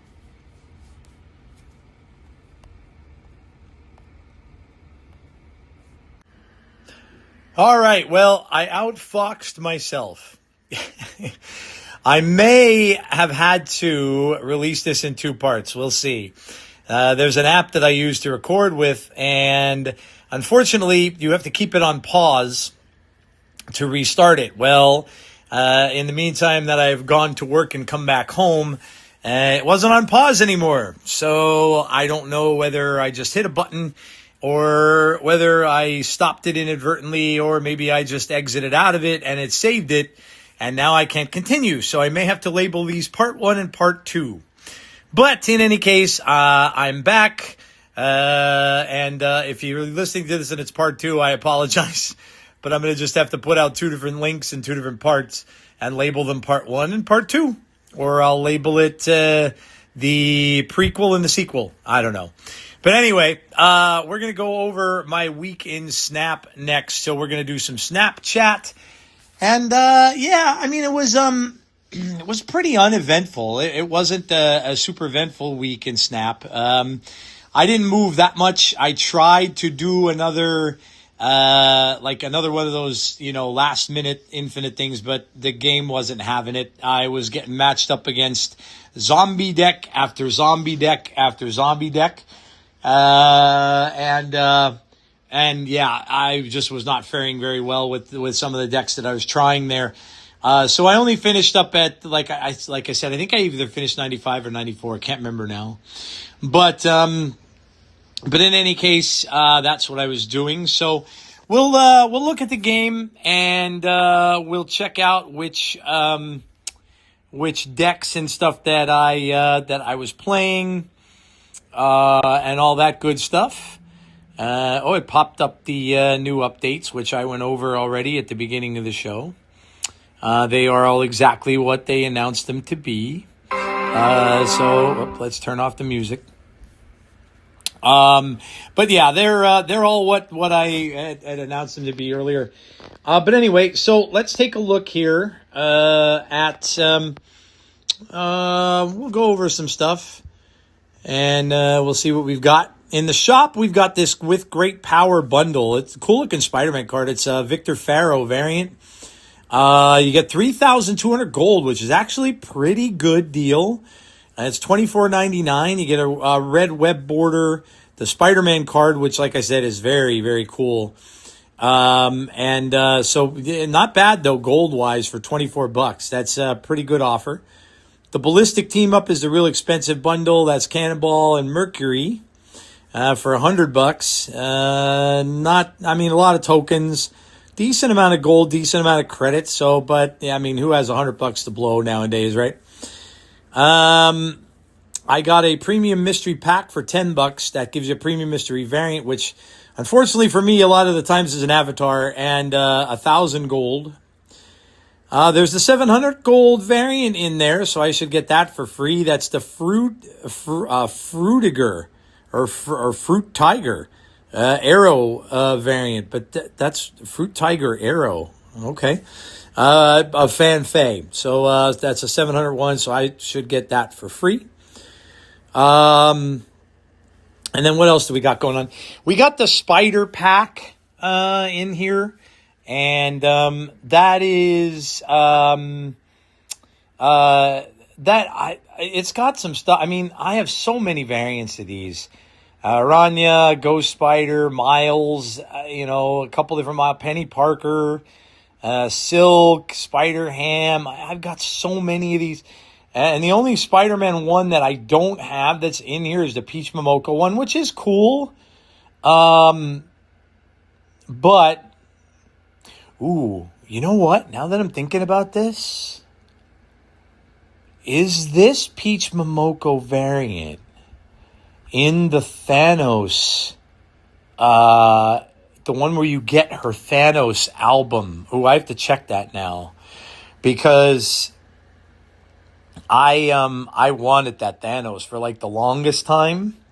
So now I have to go check that quick. Let me while I've got you listening here, let me go and check that because I'm just curious whether or not that's in there because I think I'm relatively close to that album. So let me see if I could find it. I think I'm relatively close. But I always wanted that Thanos variant.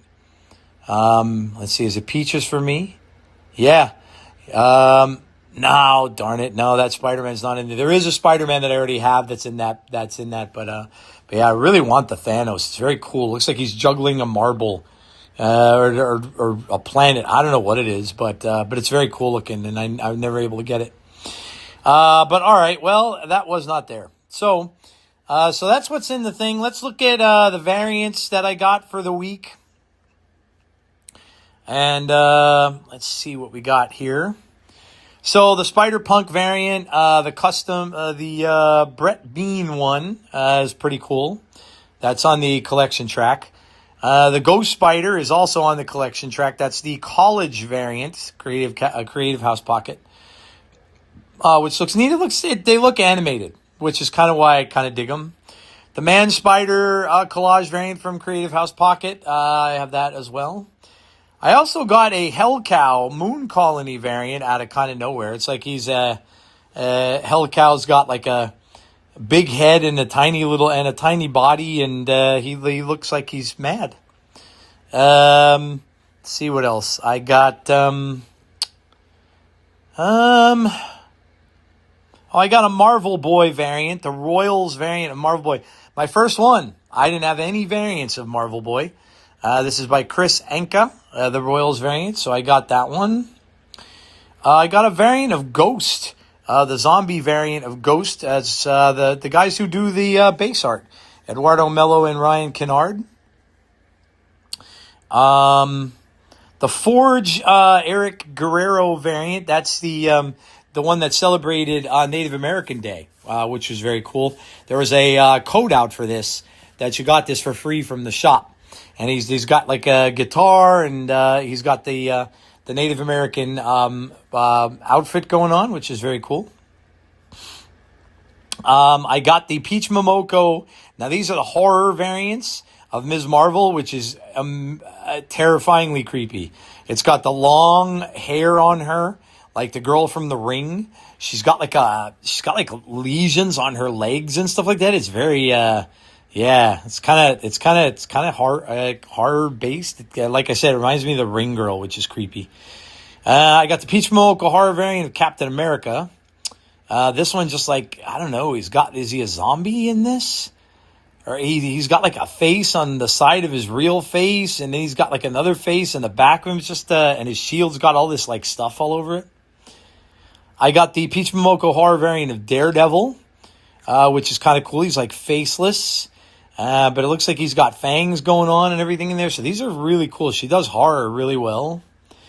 I also got the Stormbreakers variant of Daredevil, so a couple Daredevils this week. I got I bought this one, the Spotlight variant of Wiccan, which is very cool looking Wiccan. And I don't have many of him. I think I only had one variant of him. And I think these other ones I've had before.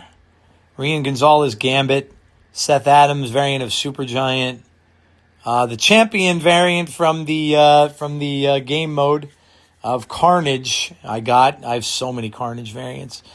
The Dan Hip Moon Knight, which is very cool.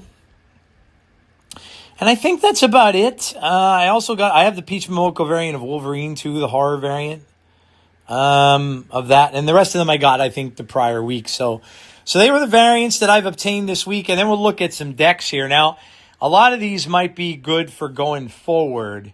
We have, let's just look at them. So the one that I was playing, which ended up being kind of if you can't beat them, join them, which was a Horde deck. Now I wasn't really playing many of these at all.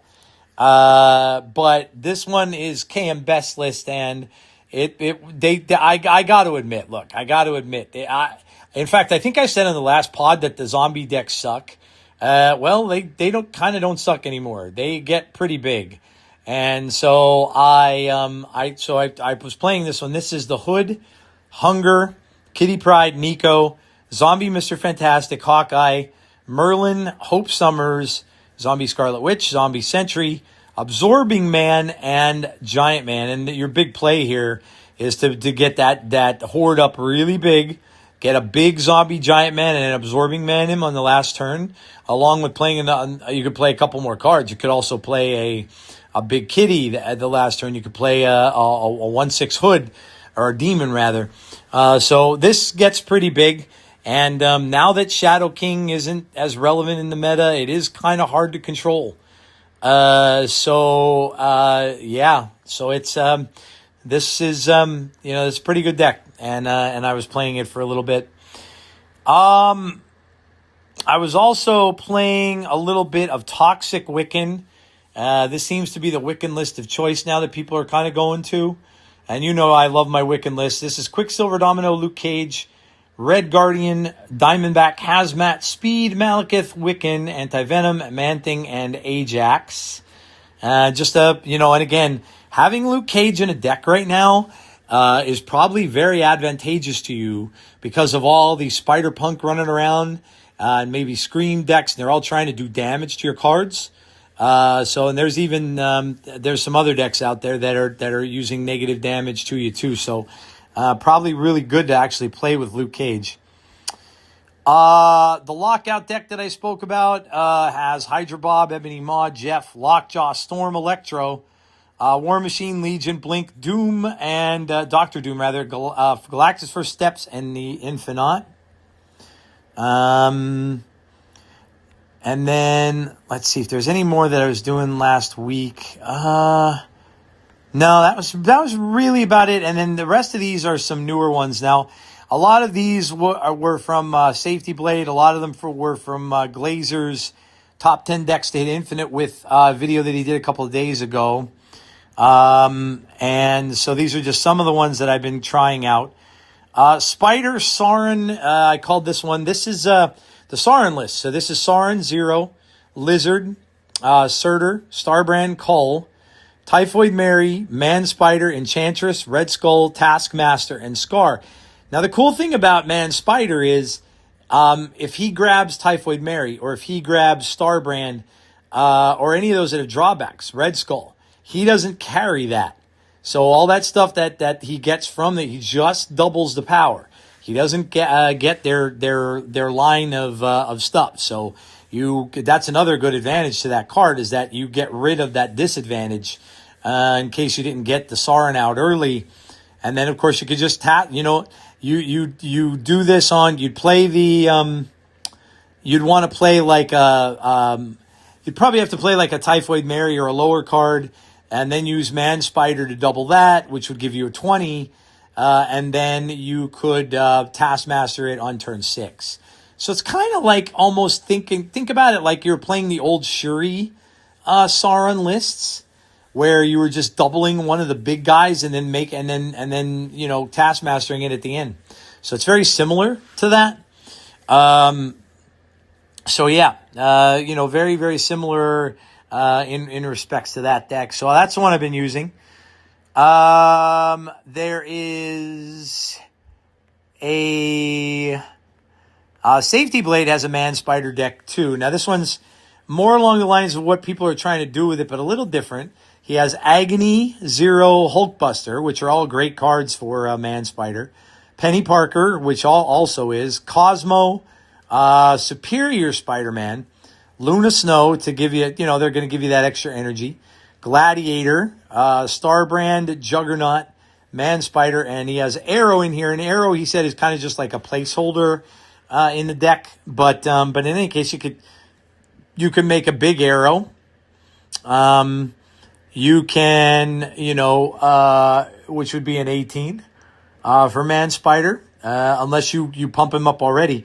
If you have the Agony and the Hulkbuster in a lane, you would play Man Spider into that. He would then combine with them, or with Penny's Spider, he would combine with those and make an even bigger copy because he'd have more power. And then when he would combine and double, it would make the copy even bigger. And then obviously you have the Juggernaut and stuff like that to make sure you don't get shanged and all that good stuff. So there's that. Let's see here. What else?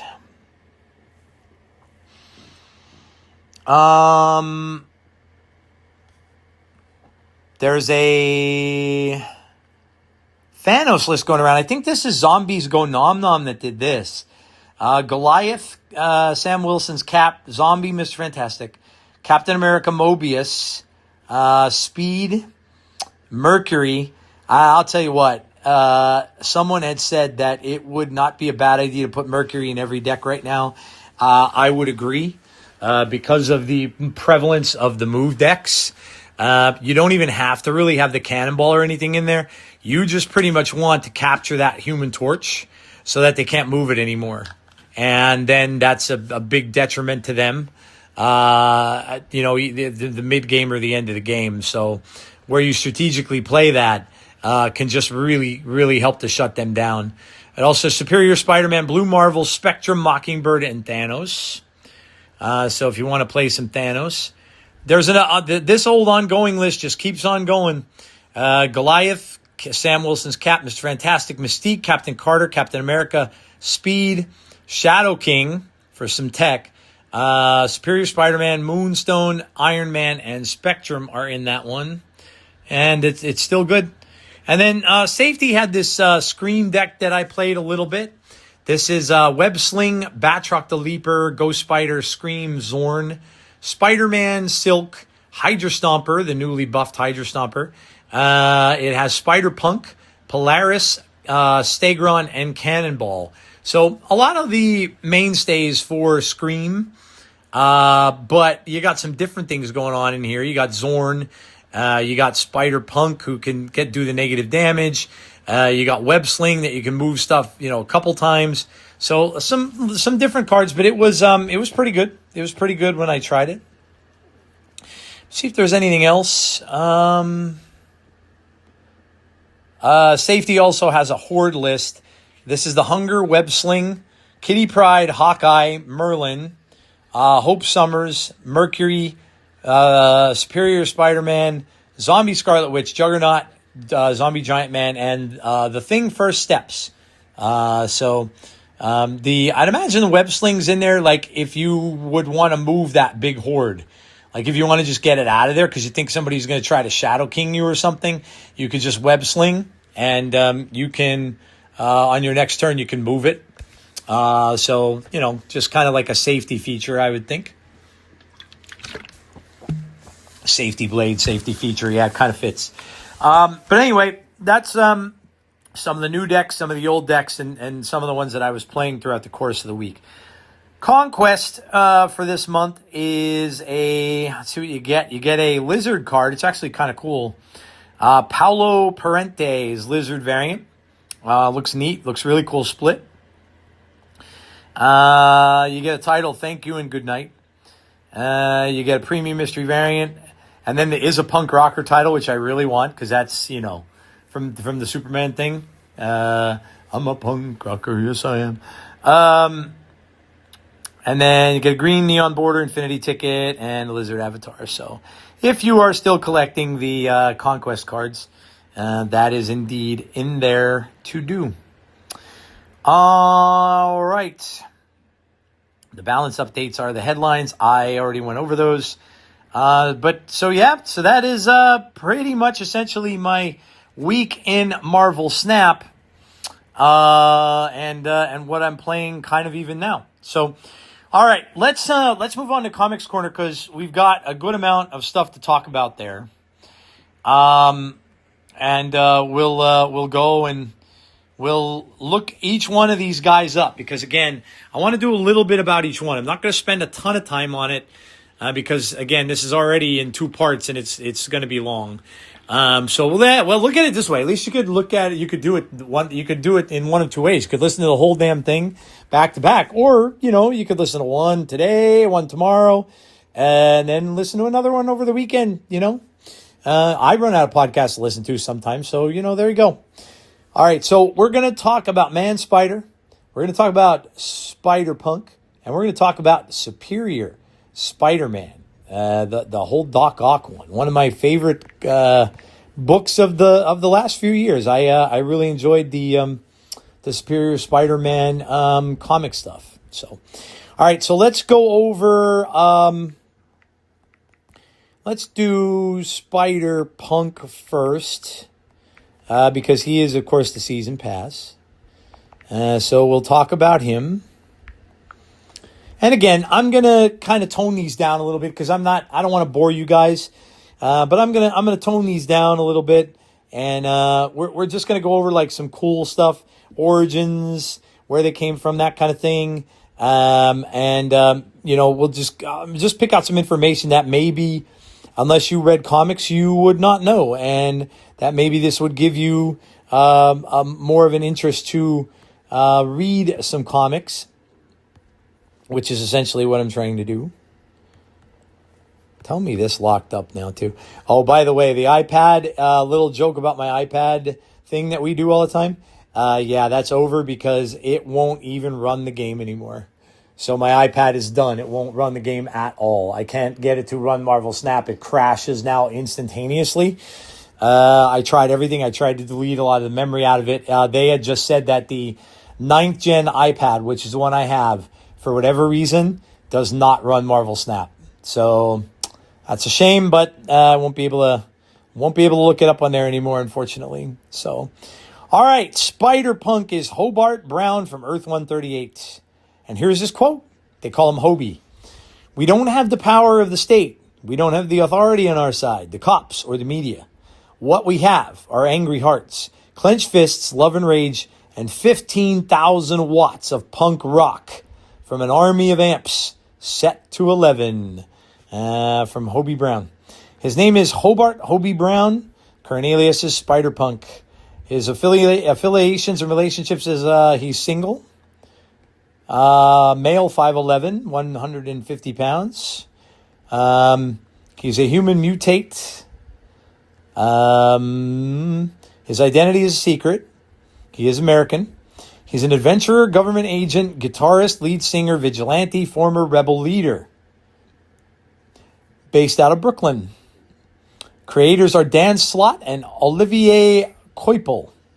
And his first appearance was Amazing Spider-Man Volume 3, number 10, in November of 2014. So if you want to go check that out. Foul-mouthed teenager Hobie Brown was living as a squatter in America ruled by the fascist regime of President Ozzy Osbourne. Wow. I haven't read this. Now I might have to. He was bitten by a spider irradiated by illegal waste dumping, which made him into a spider totem. He proclaimed himself Spider-Man and began to fight for freedom alongside his friend Captain Anarchy, Carl Morningdew. As leader of the Spider Army that fought against Osborn's oppression, Spider-Man utilized his free spirit as a radioactive suicide machine to rally support from the lowest classes that the regime was aiming to stamp out in the name of America's strength. When Osborn personally led his forces to make America great again, oh my gosh. The Thunderbolt Department, empowered by the use of the Venom, Venom, Spider-Man used 15,000 volts of punk rock out of an army of amps to disable the new symbiotes, then defeated Osborn himself by beheading him with his guitar before unmasking himself to the viewing crowd. He was observed by the Superior Spider-Man of Earth 616, who recruited him into the Superior Spider Army for being angry, unpredictable, and rabble-rousing. That's something Doc Ock would say, rabble-rouser, yeah. The Spider Army's goal was to oppose the Inheritors, a family of vampiric beings who feasted on spider totems. Hobie and Assassin Spider-Man of Earth 8351 accompanied Superior Spider-Man to Earth 1610, where they rescued Miles and Jessica Drew from Verna and her hounds, taking the two of them back to their base on Earth 928. Around the same time, an independent spider army showed up, and the presence of so many spiders in one place overloaded the cloaking device that hid them from the Inheritors. The two groups merged and fled to Earth 13. The safe zone of Earth 13 was demolished by the arrival of Solus, the Inheritors' patriarch, and the spiders found a new temporary shelter on irradiated Earth 3145. During this period, Hobie was chased by Genix to Earth 41940. The Inheritor was driven back by the Spider-Man of Earth 94 and the Scarlet Spider of Earth 14110, with the latter using his connection to the other to protect Hobie. Despite this, he didn't join Team Amazing, but rather their rivals, the Superior Army. Hobie joined Anya Corazon's desperate mission to Earth to try and bring Karn on the Inheritors over to their side, which despite all odds succeeded. They then went together to Earth 001 to join the desperate battle against the Inheritors on Earth 001, which ended in victory, and the Inheritors becoming trapped on Earth 3145. Karn assumed the role of the new Master Weaver, and before being sent back to his home reality, Hobie warned Spider UK to keep careful watch over Karn, and who had killed countless Spider-Man men despite having helped the Spider Army against his brethren.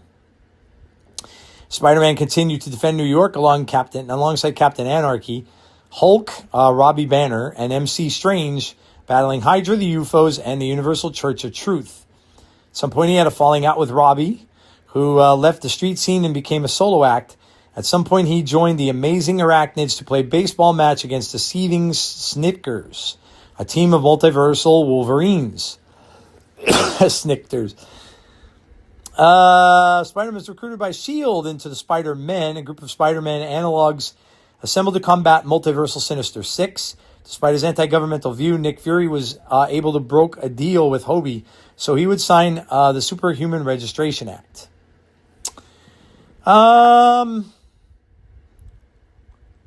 Adrian Toombs of Tombstone Records cut power to his concert. Led to a fight between Spider Army and Tombstone Records security, which was cut short when a rift between Earth 138 and 93726 appeared in the sky. From which arrived Spider-Ham 2099, Doctor Doom 2099, and Doom's Duckbots, who attacked both sides. They took out Vulture's army, but proved too strong for Hobie and his Spider Army to take out. After a few days, Spider-Man hogtied Spider-Ham and took him to Earth 001, where after defeating the Inheritors, some of the Spider People stayed as the Web Warriors. After greeting his friends, Hobie invited them back to his world and asked them for help in stopping Dr. Doom's 2099 invasion. Most of the Web Warriors had difficulty in fighting the Duckbots, who operated on cartoon logic, but Spider-Ham easily dealt with them by rotating his arms so fast it created a tornado that swallowed the enemy forces and took them away. This sounds like an insane book to read. Spider-Geddon, No More Web, The Return of Osborn, Battle of the Band, Banned, The End of the Spider-Verse. Oh, they're talking about Shathra.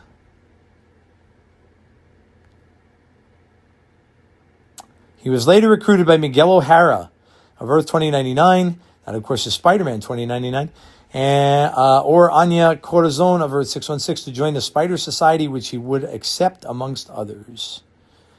So he's got Spider Physiology, Spider Sense, Superhuman Equilibrium, Superhuman Speed, Superhuman Stamina, Reflexes, Strength, Wall Crawling. He's a very talented musician playing both guitar and drums. Sometimes uses barbed wire in lieu of regular spider web. Electric guitars including a Les Paul Special Double Cut and a Fender Jimi Hendrix Stratocaster in a Olympic white. So there you go. The design that became Spider-Punk originated as Olivier Coipel's concept for Spider UK. But it didn't fit due to Spider UK being a member of the Captain Britain Corps. But Dan Slott liked the design and turned it into a new character instead. The final design of Spider UK was added after the original pencils of Amazing Spider-Man Volume 3, Number 9 were finished. Hobie Brown is voiced by Drake Bell in the Ultimate Spider-Man episode Return to the Spider-Verse Part 4, while Jake Eberly voices him in Spider-Geddon Spider-Man. Hobie originally hated the nickname Spider-Punk, criticizing MC2 Spider-Woman for calling him that. He eventually embraced it by the time of Spider-Punk number 1. Spider-Man was a fan of his world's Gwen Stacy before she croaked. That was in quotes. Hobie has at least 2 similar vests and different designs on the back. Hobie has a pin of Deadpool's symbol attached to his jacket. Spider-Punk was dating the Aranya of Earth 616. So there you go. That is Spider-Punk. Sounds interesting enough for me to maybe want to read some Spider-Punk books, which I have not done. So I might have to do that. Sounds like a fun time. All right, so let's get to Man Spider. And we'll talk about him.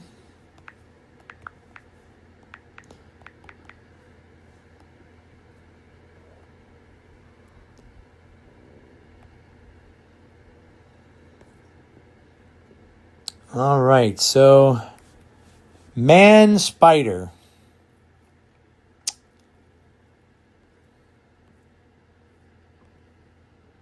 Is this what I want here? Maybe not. Yeah, that's just his variants and stuff like that.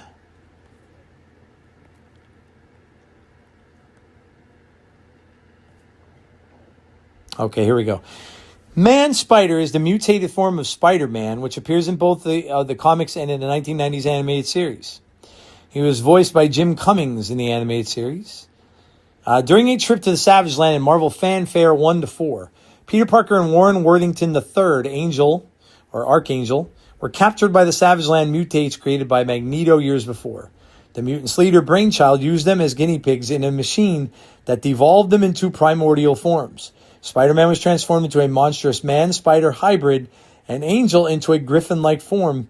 In order to use them as enforcers in the mutates' conquest of the Savage Land, they were then sent to attack Khazar, self-styled lord of the Savage Land, and his allies, the Fall People tribe. Although conditioned to obey Brainchild, Parker's consciousness reawoke within the man-spider. Horrified at what he had become, he promptly abandoned the battle. Spider-Man and Angel were later cured when Carl Lycos drained their mutant energies and turned himself back into his alter ego, Sauron.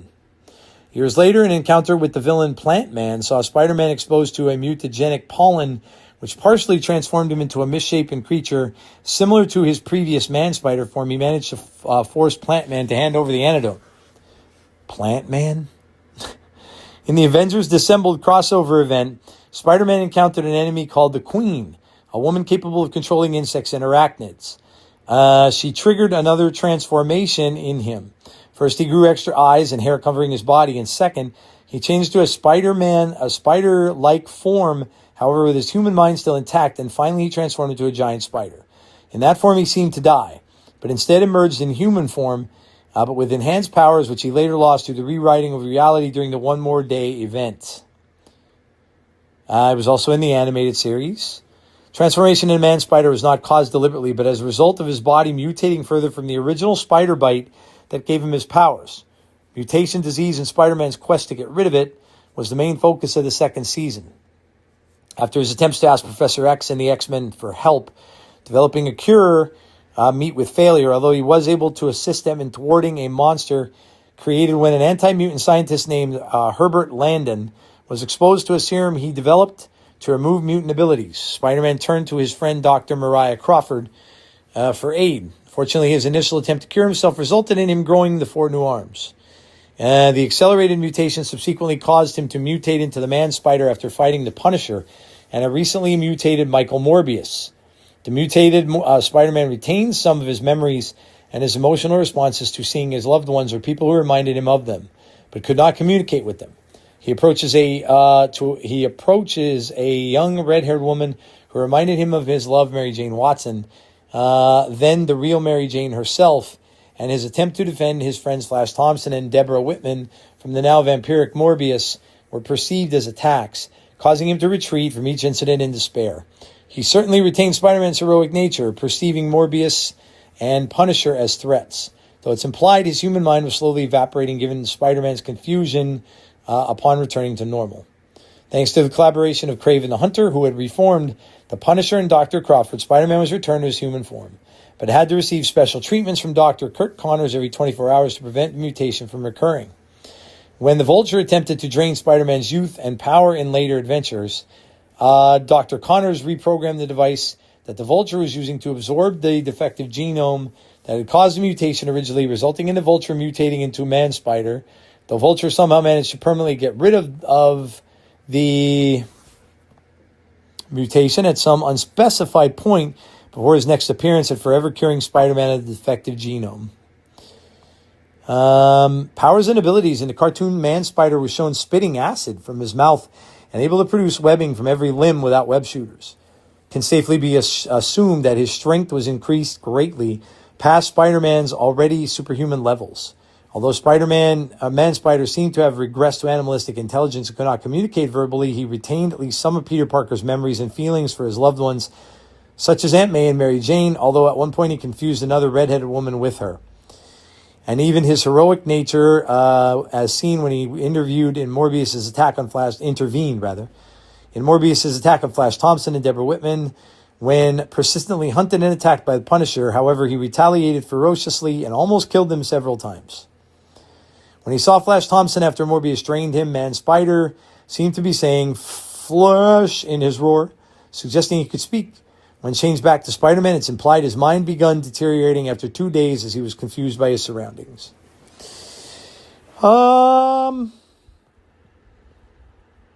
Yeah, so you could see him in the animated series from some of the stills. Alternate universe, Spider-Man with 6 arms.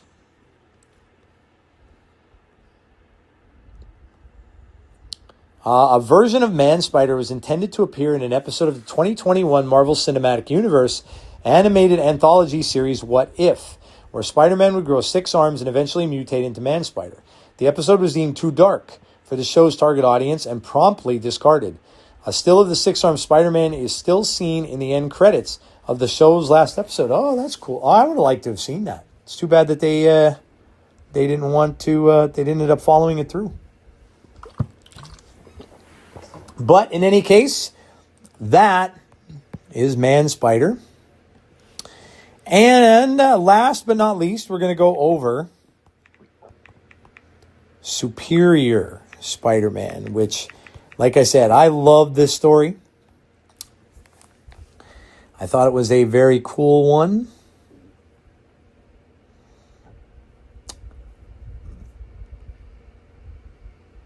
Now, let's see if I want to do that.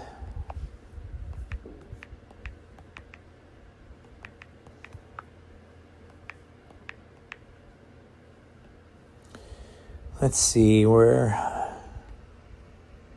Okay. Otto Octavius.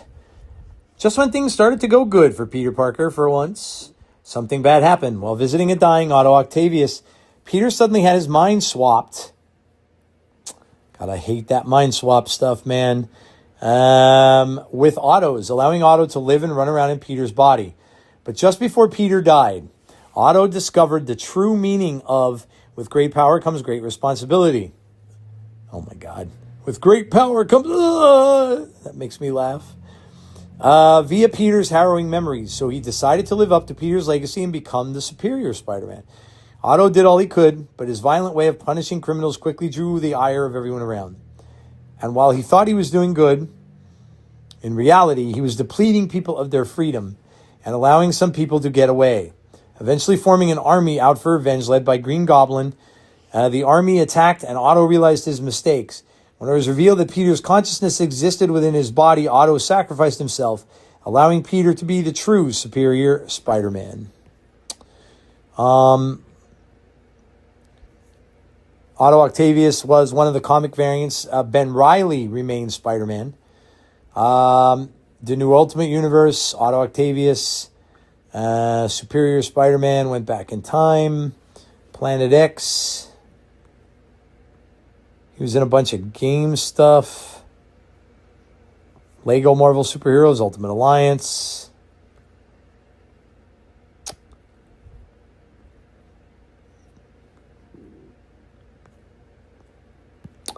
All right, so, but I wanted to see.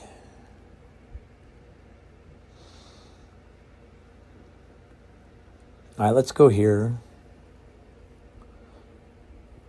Superior Spider-Man is the name of 3 separate comic book series published by Marvel Comics, following Otto Octavius as he becomes Spider-Man. The first volume, that ran between January 2013 and September 2014, was written by Dan Slott, with artwork by Ryan Stegman, Humberto Ramos, and Giuseppe Camuncoli, continuing from the events of the 2012 storyline Dying Wish, in which Peter is killed off and replaced with his nemesis, Otto Octavius, who swapped consciousness with Parker and left him to die in his decaying body to ensure his own survival.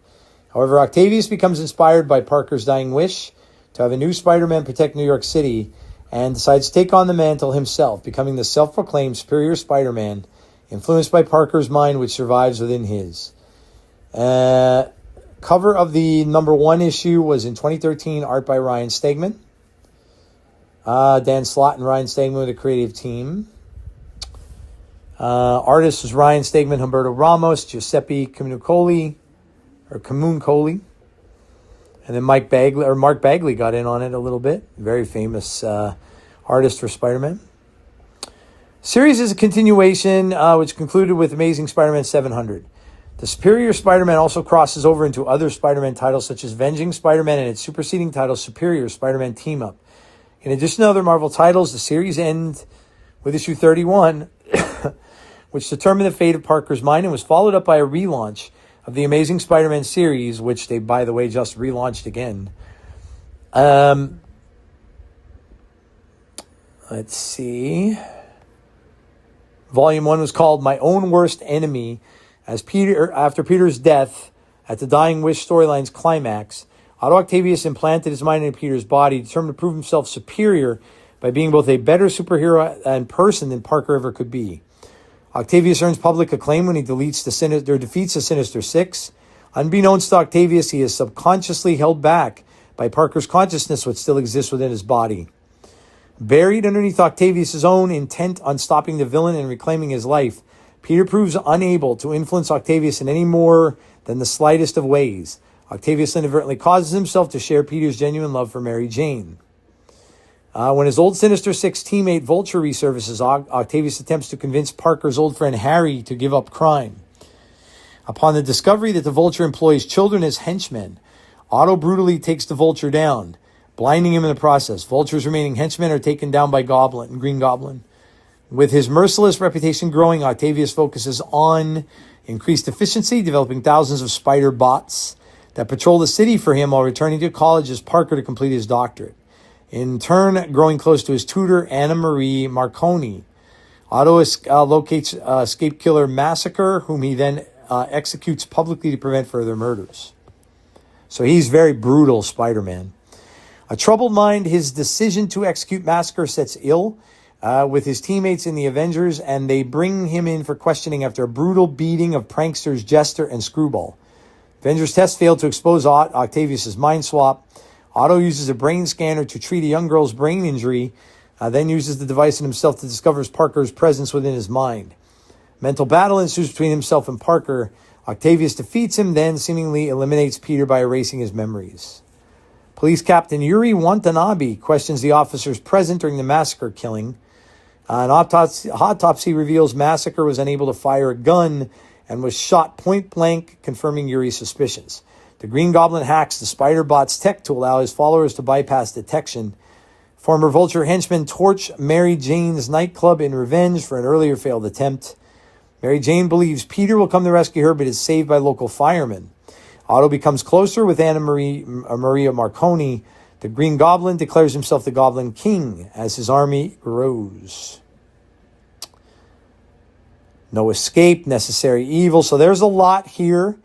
If this sounds like something that would interest you, Superior Venom, Goblin Nation, Spider-Verse, Dead No More, The Clone Conspiracy. I mean, this went on for a good long time, with Doc Ock taking over the persona. So that's some of the cool stuff there for all three of the cards, or three of the cards that we've gotten so far. So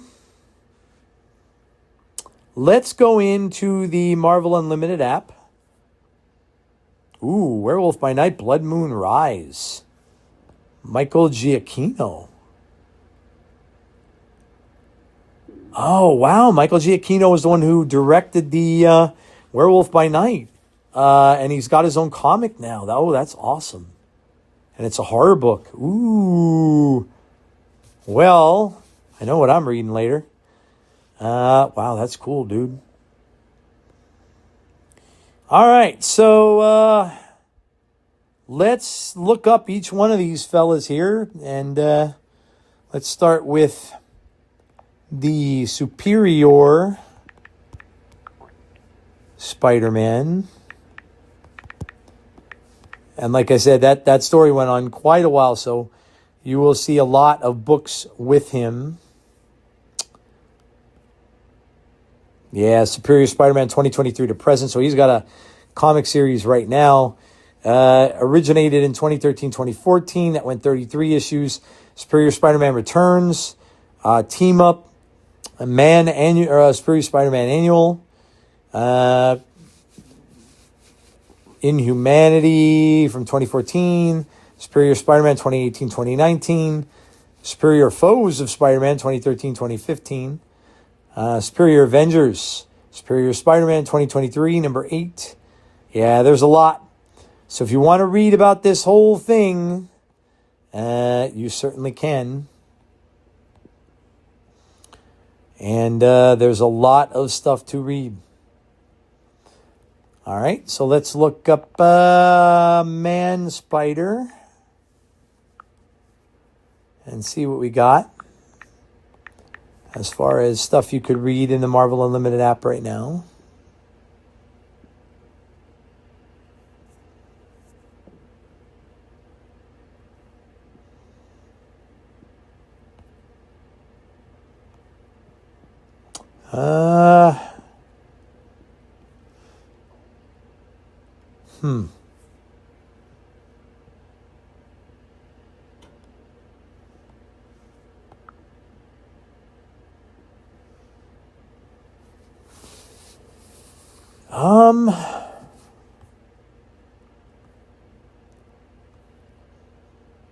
Not as much Twisted Tales.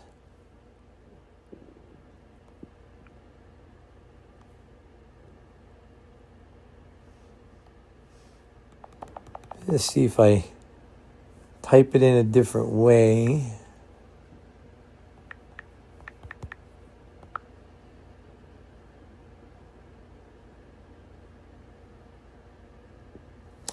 Yeah, it's not really...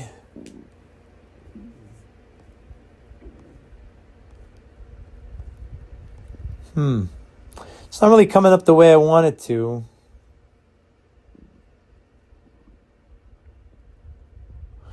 I mean, I'm sure he has to date back to...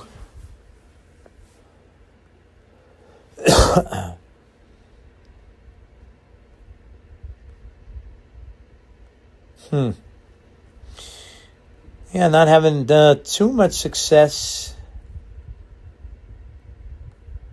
finding him in here. Let's try Spider-Punk.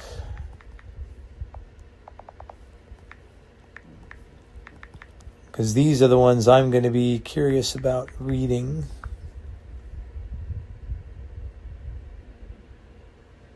Oh, yeah. Brand new series with him, Spider-Punk Arms Race, 2024 to present. Spider-Punk from 2022, number 1, August 6th of 2022. So that's generally where it all started. Was back in 2022. But he's still got stuff going on even today. Been in some crossover stuff. See, I'm gonna have to check that out. That sounds like fun to me. All right, well, that is the new cards and comics. We're going to go and see what we've got new in the app. We have Marvel Rivals Infinity Comic up to issue number 27. Astonishing Miles Morales up to number 12. The Thing has his own comic now, up to issue number 3. I've been reading those, so I'll have to catch up on that. Spider-Man versus the Sinister 16. That's a lot. Issue number 1. Spider-Man versus Wolverine, and they are in the Savage Land. Spidey's got his black costume on for that, too. That's issue number 3. X-Men Age of Revelation, Infinity Comic. That's issue number 1, a brand new one that's exclusive to the app. Marvel and Disney, What If Goofy Became Spider-Man? Well, now, that's a crazy thing. Savage Wolverine, issue number 1, just starting. Werewolf by Night. Oh, there it is. I'm excited for that. Definitely going to read that one. The Blood Moon Rise by Michael Giacchino, who did the Werewolf by Night TV show. God's One World Under Doom, issue number 1. Incredible Hulk's in there. I've been reading this. That's the horror comic I told you guys about. Should be good. It's always pretty good. That's up to issue number 27. Ultimate Spider-Man, issue number 19. No, don't do it. Don't do it. It's going to end in 5 more episodes. Oh, I'm very sad about that. Star Wars The High Republic, number 1, the final, or the finale. The finale.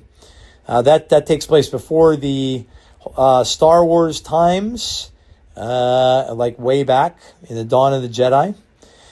Bring on the Bad Guys, Loki. All right. Definitely be checking that one out. I've liked that. Ultimates 2024, number 14. And The Vision and Scarlet Witch is up to issue number 3. So, Not a ton. There's still some stuff I haven't read. Imperial issue number 2 I got to read. Machine Man, I keep saying I got to finish. I do have to finish that. One World Under Doom issue number 5. It looks like I got about halfway through that. The Thing issue number 2. Fantastic Four issue number 33. Sam Wilson's Captain America issue number 5. Fantastic Four fanfare. Yeah, this is just some of the stuff that I miss. What is this? Annihilation Heralds of Galactus. But what is this one? Marvel TV. Galactus the Real Story. Ooh, I got to check that one out too. That looks awesome. All right, so I've got a lot of reading to do, and so should you. And if you can't find a comic book store near you, which I will always tell you to support, you too can go and get the Marvel Unlimited app for $9.99 a month. You can read any of this stuff that I just talked to you about, or any of these books, the older books, the newer books. The newer books come out not quite when they hit the newsstands. It's a couple months later, but it never really bothers me because I wouldn't have been able to get the comics anyway. But if you do have a comic book shop near you, always go and check it out and support those people because they are awesome. All right, guys, it is time for the MCU Minute. And like I said, the news is all about Doomsday, and we are getting a trailer for Doomsday, supposedly in front of Avatar, Fire and Ice. So, and they're saying it is very, very Doom-centric. There's a lot of news that's also going around about what the future of the MCU is going to look like if they had gone through with the initial plans of Kang. A lot of that's coming out. And I don't know if you guys saw, and I think I talked about this on a previous MCU Minute, but there were plans, there were screenshots of the Young Avengers. And one of them had Dupe, who has not been introduced in the Marvel Cinematic Universe yet. But they, as it turns out, a lot of these screenshots are not from what people assumed would be Secret War, but they are from scrap plot lines that now aren't taking place because of the change to Doctor Doom. And that was supposed to be where the Young Avengers were going to actually get together. And they were going to be the ones that were going to be very prominent in a fight against Kang. So that's kind of what all those Marvel TV shows were kind of leading up to, Ms. Marvel and Kate Bishop and all that. But obviously that is not going to happen now because of all the changes that were made. So, let's see what we got here. Marvel Studios Ghost Rider debut finally gets positive update. New rumors suggest Ghost Rider will finally get his proper MCU debut as part of one upcoming movie. Fans have been itching to see Ghost Rider appear in Marvel Studios for years. Was in Agents of S.H.I.E.L.D. According to Jeff Snyder, the long-rumored Midnight Suns MCU movie would feature the proper studio debuts of Ghost Rider as part of its superpowered plot. Snyder posted that I've heard Midnight Suns rumors that would include Mahershala Ali and Oscar Isaac and whoever's playing Ghost Rider. So that'd be awesome. Says Sam Raimi could be in the running to direct. Oh, that'd be cool. Sam Raimi knows how to do horror, but they better bring Man-Thing back in it. MCU rewrites Avengers history with the latest trailer. Now that's Wonder Man. Wonder Man has another trailer out.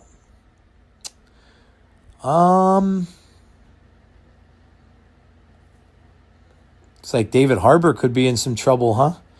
with the Millie Bobby Brown stuff.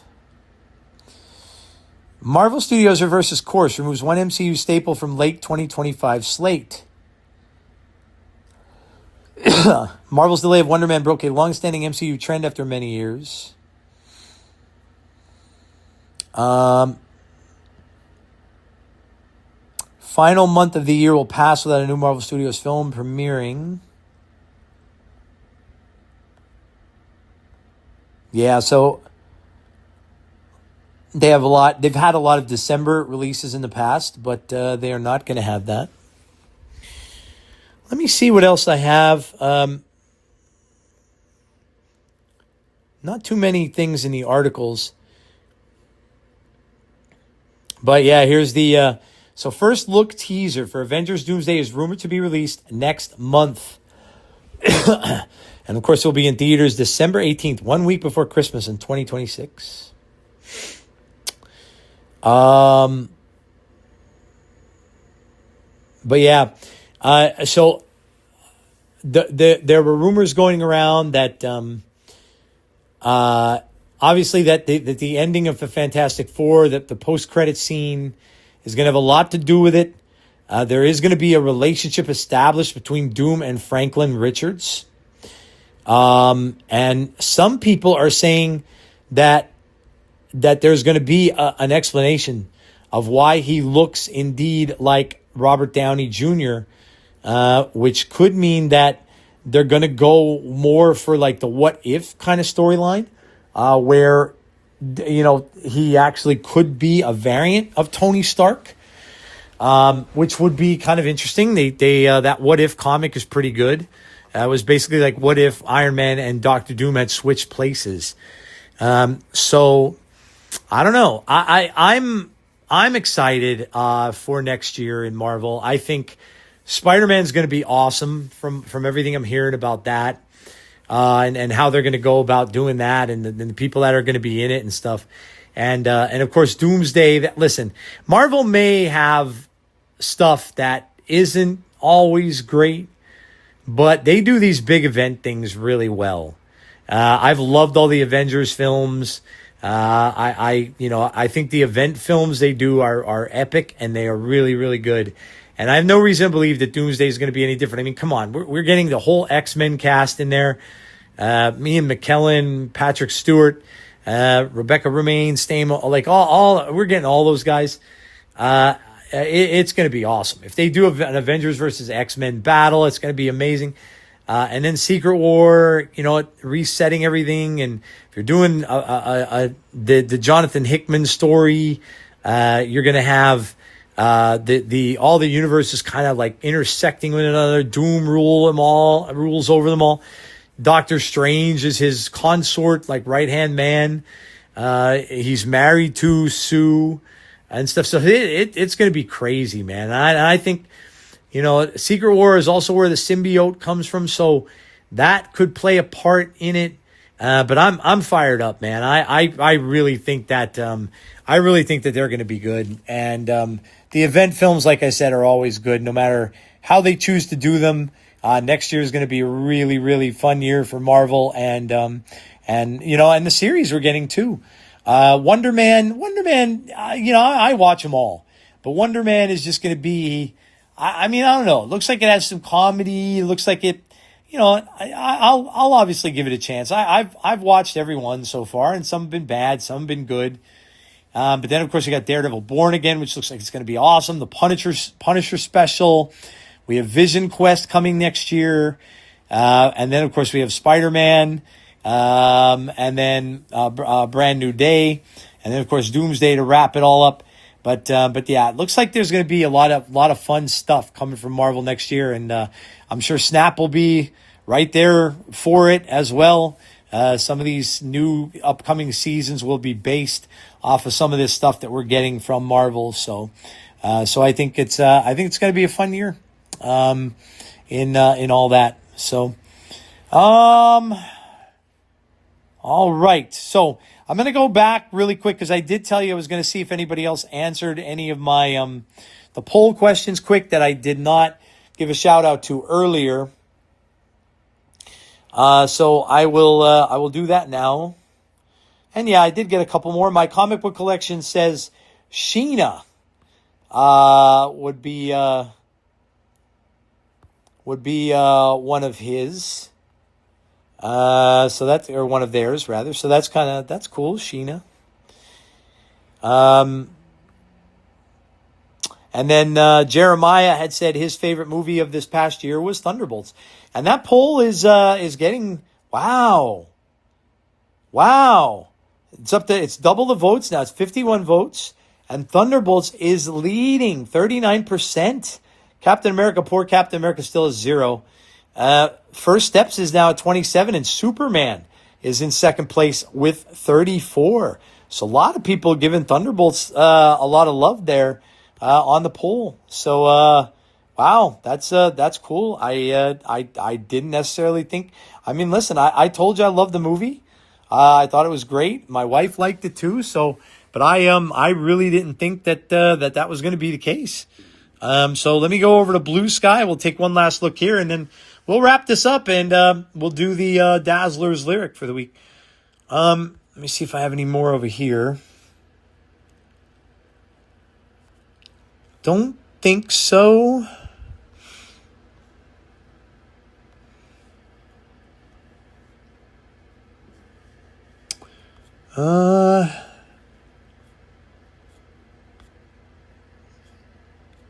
Nope, still the same over there. So there you go. Well, hey, listen, guys, thank you so much for voting and for responding to the questions and all that kind of stuff for the spin, or I'm sorry, for the request line.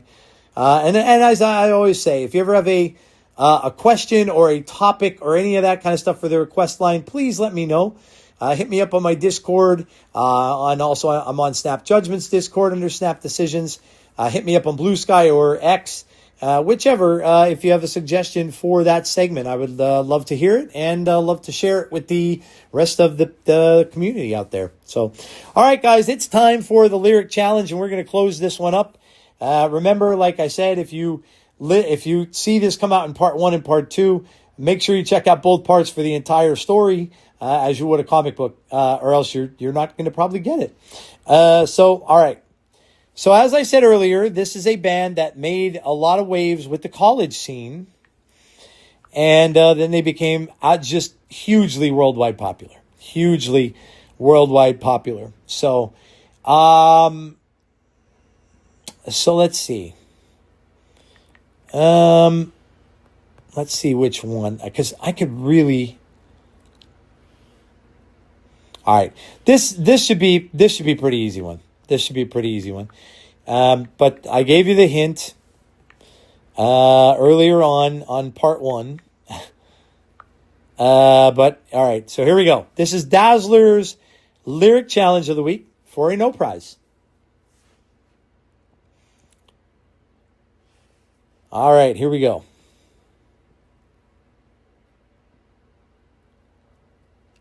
All right, let me do this.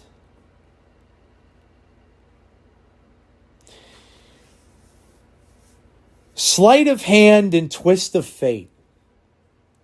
On a bed of nails she makes me wait. And I'll wait without you. Through the storm we reach the shore. You give it all, but I want more. And I'm waiting for you. There you go. Should be an easy one, guys. They are extremely popular with a lot of people, young and old, I think, and still kind of are today. So, all right. Well, there you go. That is going to do it for this week. As I said earlier, thank you for all the people who wished well and had some kind thoughts and words and stuff from my wife. I really, really appreciate that, and I would hope that you would continue to do so. The latest report is she's still in the hospital. It'll be a week, and she's waiting to see if she's gonna be, well, they're gonna try her back on some solid food.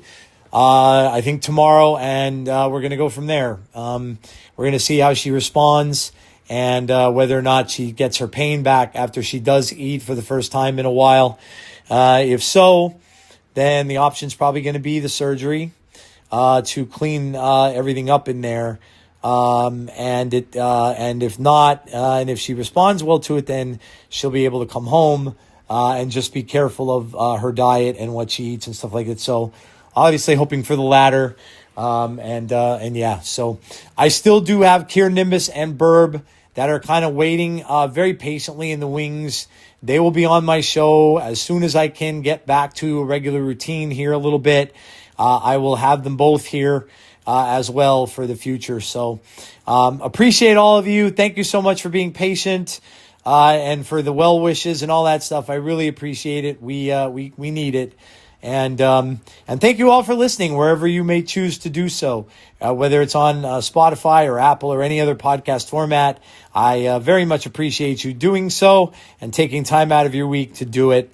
And yeah, I'm part of the Snap Judgments network of podcasts, which includes, of course, Snap on This with Lauren Whatevs, who was just on my pod, along with It's Just Re and Benjamin Roller. And so go check that out. That's out every Friday. And of course, Snap Judgments, Glazer's Pod, who always has some great guests on there. And they do all kind of cool things on his show too. Talk about the new seasons and new cards coming up and all that kind of stuff. So make sure you check that out. And of course, I still mention Kier because Kier is part of it as well. He's just taking a bit of a break and doing some things in his personal life. So you can check out past episodes of the Infinite podcast. Which is very cool as well. So, Golden Gauntlet finals, I think, are coming up. So, be sure to check that out. They got a lot of people casting, some different people this time. I think Regis Kilbin is doing some. So that should be fun to watch and see who ends up being the big, what are they going to call it? The Snap Grand Champion or something like that. I don't even know. But yeah. So, have fun with the new season, guys, however you choose to do so.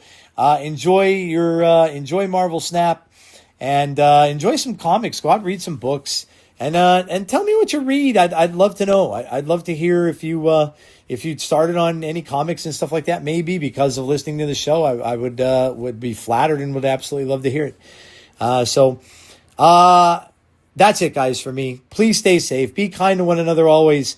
And hopefully I will talk to you all on the next episode of Snap Decisions. This is your Snap DJ signing off. Have a good one, everyone.